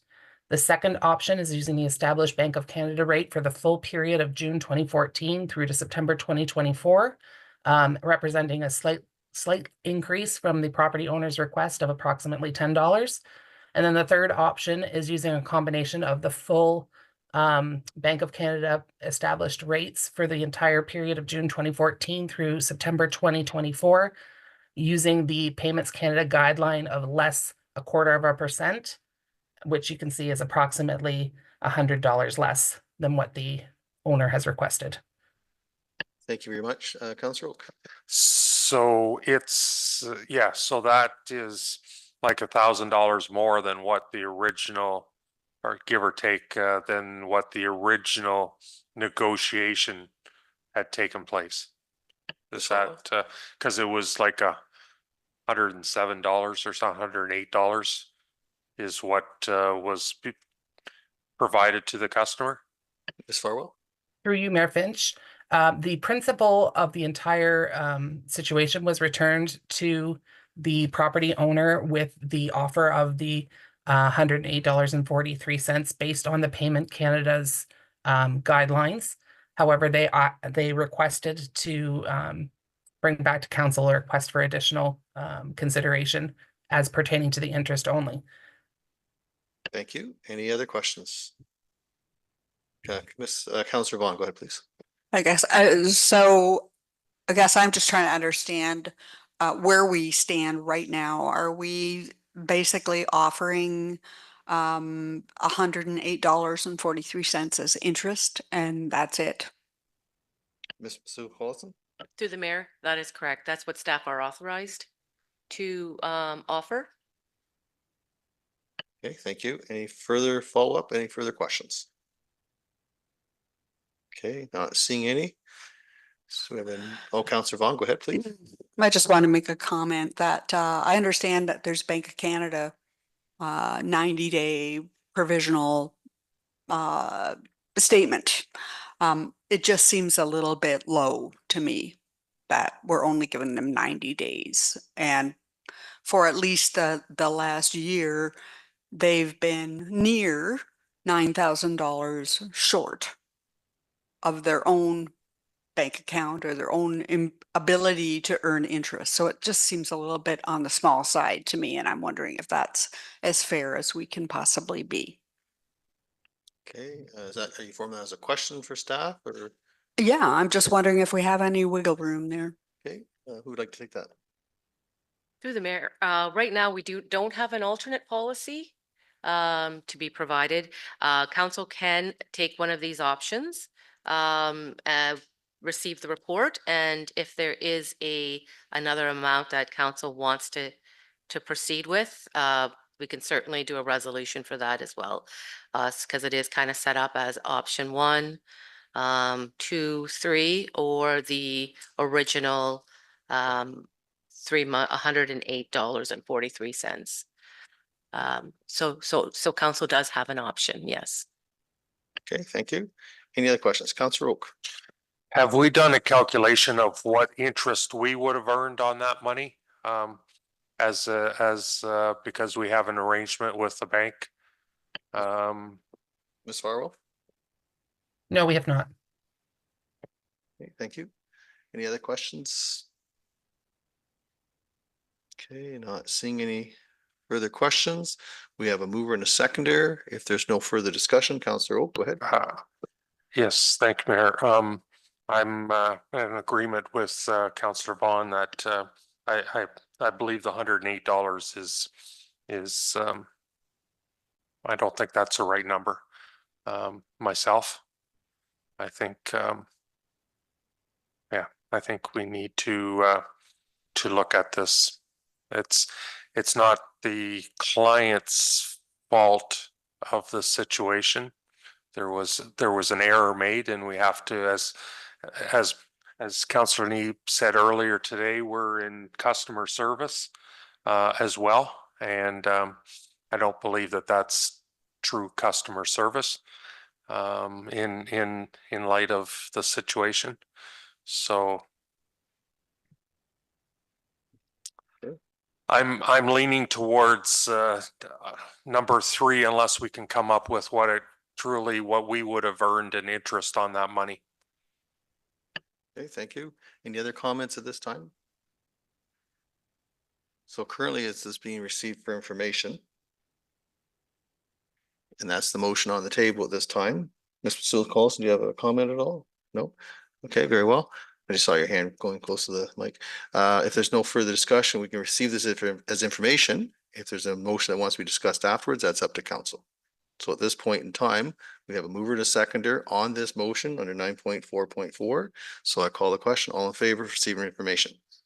And that carries with 7. Thank you. Moving along. Councillor Oak. I'd like to make a motion to potentially have a report come back of what the true, what interest we would have received on this. And so that we're not necessarily, you know, what we received from having this money on deposit.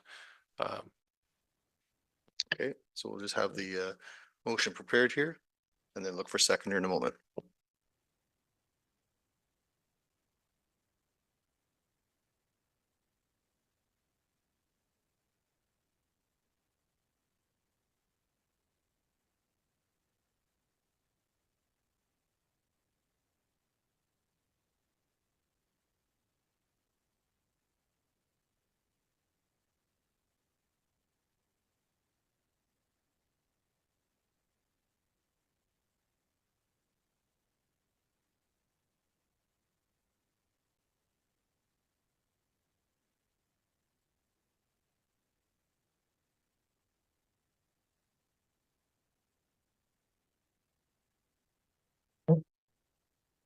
That staff investigate the interest the municipality earned on the additional and Getty's Pool funds from June 2014 through September 2024 and bring a report back for council consideration. So move, Councillor Oak. Thank you. Is there a second for that? Councillor Vaughn seconds. Is there any discussion on that? No discussion. We have a mover and a seconder. I'll call the question. All in favor? And that carries with 4. Thank you. Very well. Moving on to the next item, 9.4.5. The South Huron Council received staff report CL 22-2024, the 2025 council and committee meeting and holiday schedule, and that the 2025 council meeting and holiday calendar be approved as presented. We just skipped one, I think. Oh. But we can move on that one. Is that No, okay? No? sorry. Okay, let's go with 9.4.5. Okay. Sorry, that South Huron Council received staff report FIN 22-2024, 2024 council expenses as of September 30th, 2024 for information. And a mover, please. Moved by Councillor Neeb, seconded by Councillor Vaughn. Any discussion? Call a question. All in favor? Carries with 7. And then now 9.4.6. Okay, now I can do that. Okay. That South Huron Council received staff report CL 2024, 2025 council and committee meeting and holiday schedule, and that the 2025 council meeting and holiday calendar be approved as presented. And a mover, please. Councillor Neeb, seconded by Councillor Dietrich. Any discussion? Councillor Vaughn. Yes, I did notice that in the months of July and August, we split the dates for public meeting and committee adjustment. And then a week following that, the regular council meeting, which is inconsistent with the way it was approached throughout the rest of the year. And so I'm wondering why that might have been, and if it's possible to just merge the full purpose of the meetings, just as we did in the other months. Madam Clerk, do you want to take that? Yes, so through the chair, the proposed agenda was based off of past practice. So for July and August, that split there between the public and or committee of adjustment the 1 week, and then the regular council meeting the 2nd week. That is how the agenda schedule has read since 2022. So again, the committee of adjustment and public meeting would just be if an application came in or was required. If council is in the position would like to condense them so that they're all in front of the regular council meeting, they're welcome to do so. The reason that we have it listed as is we're just following past practice. That's been how it's been reading the last couple of years. And also with the one council meeting during those 2 months, in the event that there were a subsequent and a large amount of applications, that you're not running into a possibility where a meeting starts at 5 and runs into the 6 p.m. start of a regular council meeting. Okay, thank you. Any other questions? Follow up? Yes, follow-up is I would beyond receiving the report, I would like to make a recommendation that we put those together into one meeting instead of having two. Okay, so an amendment to that what you're looking for then, an amendment to that, Councillor Vaughn? If that makes it easy. Madam Clerk, I'll let you prepare that. Mr. Paulson. Just to be clear, just so I'm clear, what for just July and August or for every other month? No, every other month, the way I'm reading this is that each council meeting, we have the public meeting or committee of adjustment and the regular council meeting. So I'm just saying, why can't we be consistent like that in July and August? Instead of having just specifically a week that totally deals with public meeting and or committee of adjustment as the only item for discussion and all the councillors coming in just to deal with that potentially. Just asking to merge them. Okay, so in other words, then Monday, August 11th would have the public meeting and or committee of adjustment, for example, and then after that, a regular council meeting. Monday, August 11th, and also Monday, July 14th. Correct, okay. And then we would, because Monday, January the 13th is like that. Okay, thank you. Very good. Councillor Oki, you had a comment? Yes, yeah, that's what I was just, the other months are all the same. I guess I've also talked about or asked in the past about having maybe 3 meetings instead of 2 meetings during the summer, because I know there's been some hefty agendas in those meetings because there's a lot of business carries on during the summer and just so I'm just wondering if all of council believes 2 meetings during the summer is sufficient. So. And I can always call a special council meeting if I need to call the chair. That's something to consider. Yeah, I just wanted to ensure that there isn't any reports that get delayed because of the length between our meetings. If there's something that needs to be addressed. Okay, thank you. And wait for Madam Clerk to prepare that.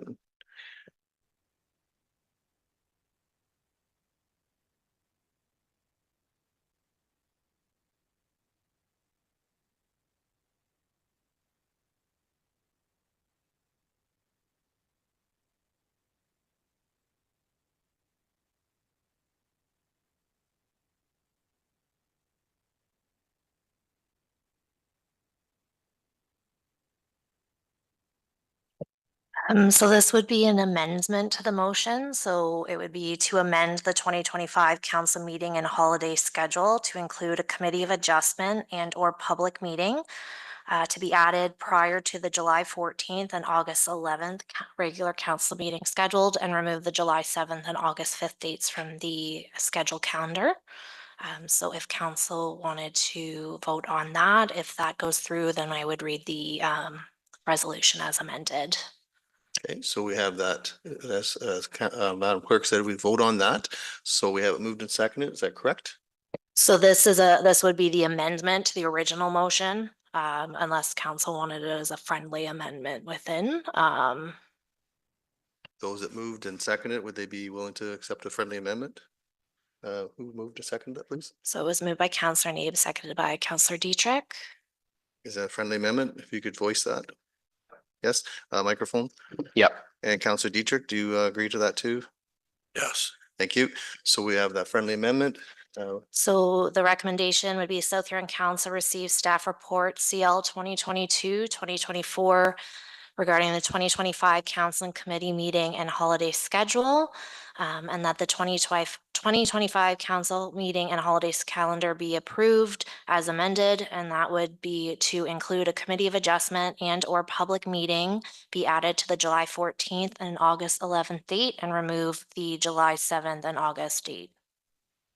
Okay, so we have that moved and seconded. Is there any further discussion? Call the question, all in favor? And that carries a 7. Thank you. Okay, and you're caught up, Madam Clerk. Thank you. And item number 10.1, please. Notice of motion, it's moved by Counselor Neeb. Whereas council received report TSD 14/2024 speed reduction pilot project. And whereas the speed reduction pilot project reduced speeds on a section of Huron Street from Airport Line to Main Street. And whereas staff have observed a noticeable reduction in speeding and no impairment to the flow of traffic. Therefore be it resolved that council director report from staff be presented at a future council meeting proposing potential locations for reductions of speed in urban areas in the municipality of South Huron. So moved, Counselor Neeb. So moved. Is there a seconder, please? Seconded by Counselor Vaughn. Thank you. And discussion. Counselor Neeb, go ahead, please. Yeah, thank you, Mayor French, through the chair. So just to provide some context, it was recommended by staff in TSD 14/2024 that council consider expanding the speed reduction zones to all urban areas. I think given complaints we've received throughout the municipality about speed and particularly safety around speed, that it's our obligation to, I guess, investigate this further with the input from our staff. Another item too, when we had the previous discussion, we never really directed staff as to whether or not the pilot project was over and whether that speed was going to still be reduced on Huron Street. So that's another item too that I think we can leave with staff to come back and include in the report, but that during that discussion, it was kind of lost and we never really provided direction to staff. Counselor Oak. Yeah, thanks. Yeah, we closed the pilot project as a recommendation last time. So I assume that the speed limits will be going back to where they were because we haven't addressed that until a report comes back. That's would be on my understanding because we I forget how it was worded. We received the report and closed the pilot project for Huron Street and School Zone. So maybe CEO can comment on that. Sue calls it. The mayor, yeah, in order to change the actual speed there, we would need a bylaw or a resolution, and we did not receive that. Yes, that's correct. Thank you. Any other comments at this time? Okay, I'd like to speak to, oh, go ahead, Counselor Vaughn. I was just going to say Counselor Neeb makes a good point, and the fact that we haven't actually decided as a result of the pilot being over, what are we going to do with the speed limit? So I don't think that's in your resolution, but I think it probably should be from the perspective of if we're looking for a staff report coming back to include that. Counselor Neeb. I think we should leave it to staff. I think given that they provided that report to us and they said it was successful, I think it would probably be included in the new bylaw. So I think just depending on what they come back with for other reductions of speeds, I'm okay with leaving it in staff's hands to come back with us with a more wholesome bylaw on speed reduction throughout the municipality. Okay, thank you. Anything further? Anybody else wish to discuss this? Okay, I'd like to make comment, Deputy.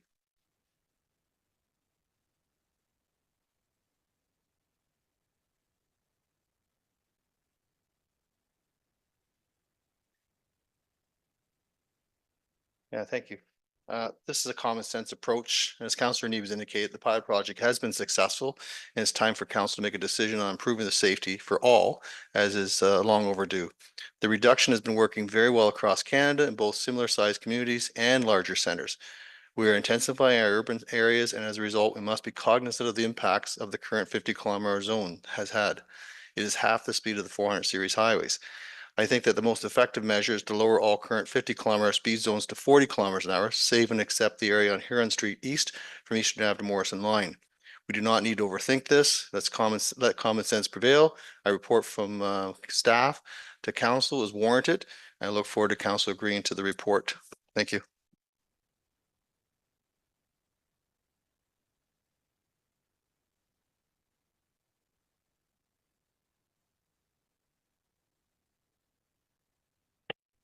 Anything further from members of council? Councilor Neeb. Yeah, can we have a recorded vote? Absolutely. Anything further? Councillor Oak? Just to comment on your comments, you mentioned Morrison Line. What, Huron Street to Morrison line. Like there's a 50 zone from the Eastern Ave. oh, To Morrison okay, Line? I thought you meant Huron Street from to Airport instead of Morrison, as far as that was the pilot. Okay. That pilot's been deemed a success by staff.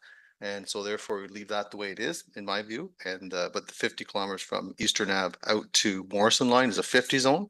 So all the other 50s is what I'm saying would be reduced to 40, save and accept that one. But that's up to this report to come back from staff as to what to do. But this is a suggestion. Anything else? Okay. Madam Clerk, when you're ready.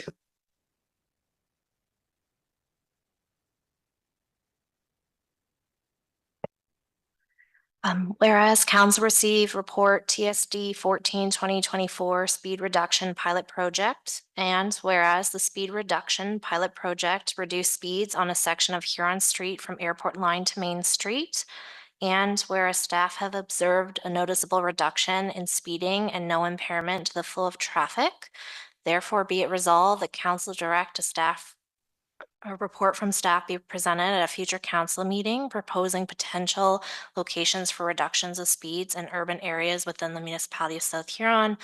Moved by Councillor Neeb, seconded by Councillor Vaughn, and Councillor Neeb called for a recorded vote. Councillor Oak? Yep. Councillor Neeb? Yes. Councillor Vaughn? Yes. Councillor McLeod-Higgett? Yes. Councillor Dietrich? No. Deputy Mayor? No. And Mayor Finch? Yes. Motion carries 5-2. Okay, thank you. And we'll move on to 11, please. Is there any further discussion from the delegations from on 11.1 from members of council? Okay, not seeing any. Thank you. New business under 12. Is there anyone who'd like to present new business at this time? Not seeing any. Mayor and councillor comments and announcements. Are there any announcements or comments at this time? Councillor Oak, go ahead, please. Yeah, I'd just like to thank the Lions Club and the BIA for the tree lighting and Santa Claus parade. Attended both of those. They were well attended and great weather for it. And also I'd like to thank South Huron staff for helping with the Youth Makers Market. Attended that, and it was great to see the excitement of the youth and their selling skills. It was great fun. So Thank you. Any other comments? Councillor Neeb. Had the opportunity to attend the Remembrance Day ceremony here at the Cenotaph, and even though it was raining, there was a pretty good crowd of, I'd say, around 200 people. In the rain, there was the Clinton pipes and drums, and it was a very effective ceremony. And then there was refreshments at the Legion afterwards, which was really nice. I also had a chance to attend the Santa Claus parade with Henry, and got a lot of candy from the deputy mayor thrown at him, which he was really excited about. So yeah, it was a great parade. It lasted around 45 minutes, and the weather was nice. There wasn't any snow, but it was kind of nice because it wasn't so cold. So again, really great that we have these community events for everybody in the community. So Great. Thank you for that. Any other comments at this time? Councillor Vaughn. Yes, just wanted to mention, had an opportunity along with the deputy mayor and the mayor to attend the Remembrance Day ceremony in Grand Bend. Just like to say that the people who support it and the organizations that support it seem to be growing every year, to a point where this year they actually only had a subset of people laying wreaths, and many others were mentioned. It would just we would have been there a long time if we had gone through wreath laying for every organization that contributed. So it was really nice to see. Thank you. Anyone else? Councillor McLeod-Higgett. Yes, I attended the youth market as well. did a lot of my Christmas shopping from the young kids there. A lot of great ambition and great ideas that they're doing. A couple of them have commented to me, they hope that there's another market opportunity for them soon, as their sales were high, they said. Even if there was 4, their sales were high. They were excited. Also attended the Santa Claus Parade. Our new BIA manager, Carolyn Hill, is doing a fantastic job at promoting different things. And I look forward to sharing with you guys shortly on what our 3 to 5, 6-month plan is that she's putting together for our next BIA meeting. Thank you. Anyone else?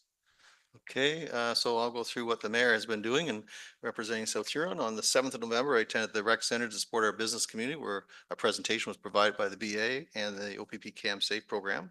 On the 8th of November, I attended the library here in Exeter, where they had a barbecue to raise awareness about youth mental health, and proceeds went to the Tanner Steffler Foundation. Many students from the high school attended this event. It was good to see the interaction and the conversation that took place. On the 10th of November, I attended the Remembrance Day service at the Exeter Legion in the pouring rain and had the privilege of laying a wreath on behalf of the South Huron at the Cenotaph Town Hall. And on the 11th of November, I attended some of the Remembrance Day service at the high school, and then proceeded to the Grand Bend Legion, where I laid a wreath on behalf of South Huron. And later that evening, attended the Legion dinner in Exeter, where we listened to Katie Nixon tell her story of a child of war, a woman of peace. Simply an amazing story of survival at such a vulnerable age.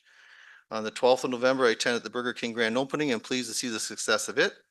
And as mentioned about the Youth Makers Market, this weekend I visited the Youth Makers Market on Saturday, hosted alongside in partnership with the Trivet Holidays Bazaar. Trivet Church was a very busy spot, and the youth received a lot of positive comments. I personally spoke with all the vendors, and what I can say is that our future is bright with these innovative entrepreneurs. We are fortunate for the efforts of staff and provide the youth such a space to be creative and gain valuable life skills in the partnerships we created with the church. The International Silver Stick Tournament, I stopped by the rec center on Friday to catch some of the local action. The arena was full of visitors, lots of mini sticks, and it made the investment to the South Huron Rec Center truly shine. And this past Saturday, my family and I participated in the Exeter Christmas Parade, sponsored by the Exeter Lions and the BIA in partnership with South Huron staff and many, many participants who provided the floats. And on Sunday, I attended the Jessica's House Tribute Tree Memorial and was impressed with the music from our very own Holly Clausius, who performed for the event. We are truly fortunate to have such a gem in South Huron with Jessica's House. And finally, this morning, I was proud to accept on behalf of the municipality of South Huron the Award of Merit for barrier-free access from the Huron County Accessibility Advisory Committee for the South Huron Recreation Renovation Project. It was an absolute honor to know that South Huron has been recognized as not only a regional leader in accessibility, but in speaking to Julie Sawchuk, who has been absolutely instrumental in working with our staff. She even commented to me that she is now referring regions in Ontario to our South Huron staff to help guide their communities to a barrier-free community. Our staff were also recognized for their dedication to making the project barrier-free through valuable partnerships with accessibility experts. We truly do have the best staff anywhere, and they have a proven track record of integrity and reliability. And I present to you tonight the certificate that was presented to me this morning, and Stacy Jeffrey was able to go with me, and an actual the award. So I'll leave it up here, so I don't want to get dropped by any chance. But we're very pleased to have received that. And also, who else received at the award ceremony this morning was James Eddington for his investment into accessibility for Eddington's of Exeter. So it appears that South Huron is a leading edge on accessibility. Couldn't be more prouder of our staff, of Julie Sawchuk, and the partnerships we've created across the region. So any comments on that? That's my report. Councillor Neep. Just thank you to staff for going above and beyond. There's a lot of cases in the last 3 or 4 years where staff have gone above and beyond their regular duties to deliver for our residents, and this just shows this is just one aspect of some of the work that our staff have been doing, and supported by council, which is great. So a big thank you for staff for doing the long hours. There's a lot of work that goes behind making sure our facilities are barrier free, and there's a lot of work that goes on above and beyond for all of the projects that we've undertaken in the last 6 years or so. So congratulations to staff on this. This is, I think, really their award. So thank you. Oh, this is definitely a staff award for sure. We're so blessed that they had the initiative to work and the diligence of our staff. So if there's nothing further, we can move on to item number 14. Ms. Masul calls. 14.1. 14.2. 14.3. Paul, 14.4. 14.5. Pull that, please. 14.6. Paul, that one. 14.7. 14.8. 14.9. Okay, thank you. 14.1. Who'd like to speak to that? Counselor, oh, go ahead, please. Yeah, just wondering if CEO has put together any thoughts on different delegations. Through the mayor. One we thought of was to the Infrastructure Ontario, reaching out about the Housing Enabling Water Systems Fund application. That's the London Road South Trunk Sanitary Sewer Project that we've applied for. Another option could be Minister of Health and advocate for CMHA. I know that the majority of their funding comes from Ontario Health, but that is under the Ministry of Health as well. There's a new minister, Minister of Agriculture, Food and Agribusiness. And that might be someone that we could reach out to and talk to. We did think about Dashwood Hall funding. There is the fire protection grant, and we've been very good recipients of that. It's a 3-year program, and we've already been successful for 2 years of that. Part of that is there's installation costs for minor infrastructure. So that might be an option for us to look at, not necessarily. I'm not sure whether or not they'll be providing any more funds because that is a 30 million project over 3 years. Those are just some of the, there's also the MTO who we like to visit. And we can just talk about the Connecting Link funding because it hasn't been changed for quite some time and 3 million is the max. Yeah, and we've already established through council that we're going to meet with Minister Thompson in regards to the project with this funding for the stores that are impacted by the Connecting Link project. Anyone else you're thinking of? Councillor Vaughn, go ahead. Yeah, the only other ones that I was thinking about was, okay, is all around this OPP increase in rates.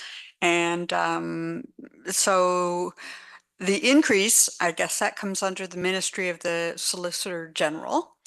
And then the Minister of Finance, under their bailiwick, we received the OMPF funding. So with the OMPF funding, we saw an increase of 261,000, but with the OPP downloading of additional costs, we saw 331,009 additional costs. So net, our taxpayers have fallen behind the curve again as a result of downloading. And so I know that's 2 extra ministries because one gives you the money and one takes it away. But I'm just wondering how we, or that maybe we should go about expressing our displeasure with that downloading continuing to happen and erode our money from our taxpayers. So I believe AMO and Roma is actually is speaking to the ministry about that now. There was some correspondence a while ago that they're going to coordinate an effort on behalf of all municipalities. That's the last I read anyway. So Council, Ms. Sue-Paulson. And our MPP, Lisa Thompson, she collected information from all OPP information from all her municipalities in her riding. So I expect she's following up on that as well. Okay, good. Thanks. there's action behind the scenes for sure. Yeah. Councillor Oak? And I think we met with Minister of Finance there last, at AMO, I guess, to talk about MPAC. And our concern about the delay that's going on there. One thing I'd mentioned, or I talked about, or I thought about, was the CMHA as well. Whether that could maybe be a regional one, even including our neighbors, because that office that they're having struggles with staffing or cutbacks services a larger area than just South Huron. So just wondering if that might be an opportunity to partner with, because I think there was some traction gained where with the Minister of Health, where we went together with our neighbors to have a joint delegation. I think it went over well too, to see the regional aspect of these things. Yeah, and that's already been discussed also, but that's something we can do, invite our neighbors to that meeting if we are successful in getting one. Any other, Mr. Sewell-Carlson? To the mayor, I just wanted to confirm, so just for the resolution, Infrastructure Ontario, Minister of Health for CMHA, Minister of Agriculture, Food and Agribusiness. We've already done MPP Thompson for Rural Affairs on another, and then MTO for Connecting Links. Correct. Any other ones that people want to just to meet with? Okay, not seeing any. Thank you, Ms. Sewell-Carlson. If there's nothing further, I'll turn to the clerk to prepare a resolution in that regard.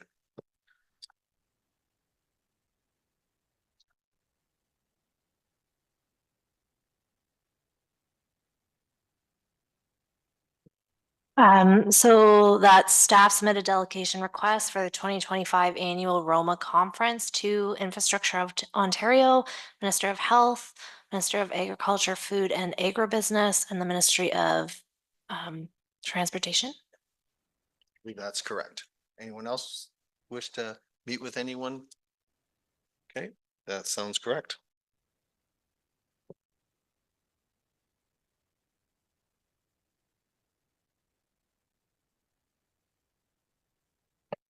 So the motion that that staff submitted delegation request for the 2025 annual Roma conference to Infrastructure of Ontario, Minister of Health, Minister of Agriculture, Food and Agribusiness, and the Minister of Transportation. Very well. And there's a mover for that. Moved by Councillor McLeod-Haggett, seconded by Councillor Oak. Any discussion? Call the question, all in favor? That carries with 7. Okay, thank you. Next item, 14.3, I believe. Councillor Oak, did you have that, or who asked for that? Go ahead. Yeah, I just wondering what staff's comments are on this and what the next steps should be to this, whether we should or just what staff's next steps should be here. Through the mayor. Oh, Ms. Farwell, go ahead. Welcome. Go ahead. Thank you. Through you, Mayor Finch. Our current policies do not have any procedure or policy in place for the waiving of utility fees. So the decision essentially comes down to council as to whether or not there would be any consideration given in this instance. Okay, thank you. Anything further? Okay, not seeing any. Councillor Oak? Yeah, sort of, it's the other side of the equation of the first one we discussed here, and so now we've got somebody that's 78 years old that's got a $9,900 bill. So just not sure how to proceed here. Okay. Unless someone makes a motion, we will move on. Councillor Vaughn? I'm not exactly sure what the motion might be, but I'm just thinking in terms of we're asking to go back. Well, this is the flip side of the other situation that we were talking about earlier. So we're asking to go back to a 10-year period of time. And there's something that doesn't sound quite right about that either, that we don't have any kind of a mechanism or policy for any sort of relief. I know that in some past cycles at council, when we've had people who have had the inability because of affordability issues to pay their taxes or pay other items. I do recall CAO in previous years saying that we did have certain remedies or certain ways to look at people who didn't have the ability to afford certain municipal charges. So I'm just wondering if there is anything at all that we can look at rather than going back and asking somebody for paying for 10 years of something that went wrong. Ms. Carlson? To the mayor, we do have remedies for taxes. We don't have remedies for the utilities at this point. And that is where the struggle is for this one. Okay, thank you. Deputy. Thank you. And I do remember quite well, there was we had before water leaks, and some of those utility bills got fairly big, and there was no relief there. They had to pay them. And it was a water leak. It wasn't something that they did. So I think this falls under the same category. Okay, thank you. Councilor McCall-Hagan. There's no interest being charged on this between now and the remedy, I hope. Through the mayor, no interest or penalties. Okay, thank you. If there's nothing further.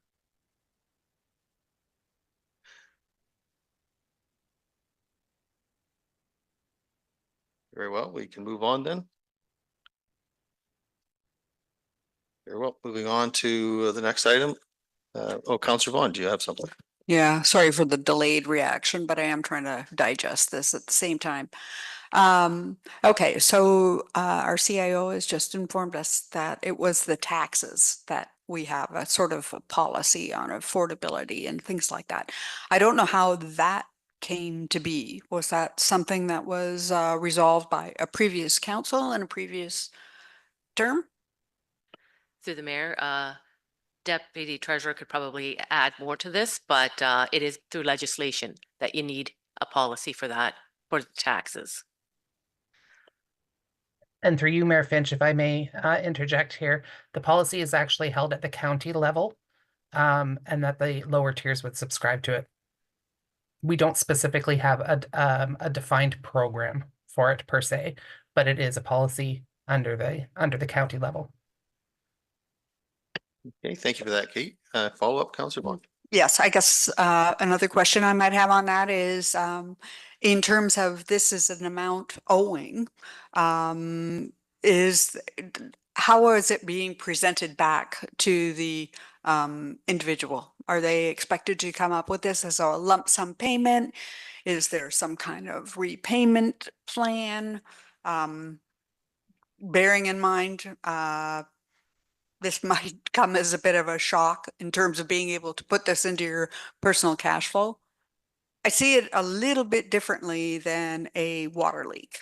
In that water leaks you usually know about, and they're usually brought to our attention within a very short period of time.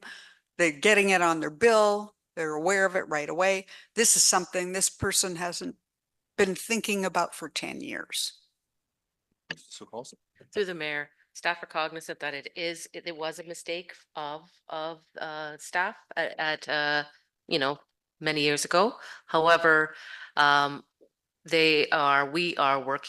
will work with the owner of the property to have a fair and payment plan that is affordable.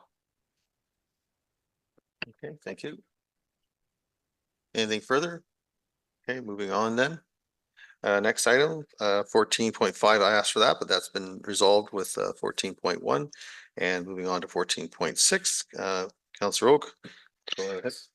Yeah, just wondered if staff have any comments on this request from MTO and whether it affects any of our South Huron roads themselves, and not talking about the county roads, but South Huron roads as well. Ms. Masuda Carlson?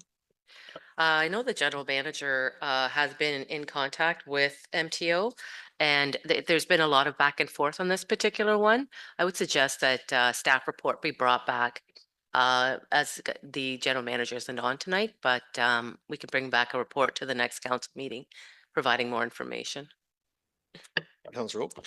Yes, it's a little bit convoluted, the roads that they were talking about here. I think they had them backwards as far as the northbound and southbound, and it seemed like a long detour. So just some clarity there too, please. Thank you. And do you need a resolution? Okay, so we'll have a resolution prepared.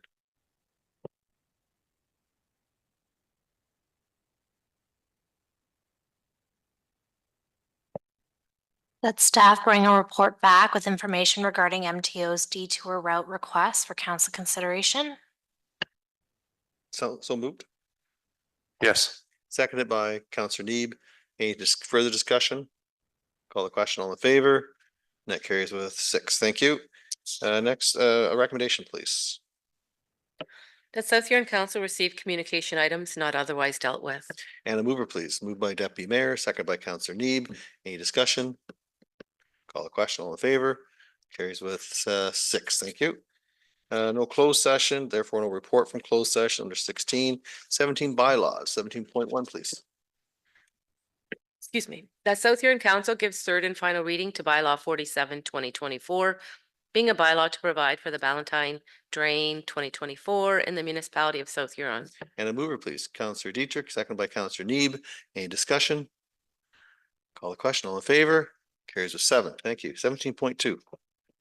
That South Huron Council gives first, second, third, and final reading to bylaw 63, 2024, being a bylaw to amend bylaw 69, 2018 of the municipality of South Huron for lands described as Plan 376, Part Lot 1090, Registered Plan 22R 7082, Parts 1 to 9, Exeter Ward, Municipality of South Huron. And a mover, please. Moved by Councillor Oak, second by Councillor Neeb. Any discussion? Call the question. All in favor? Carries with 7. Thank you. 17.3.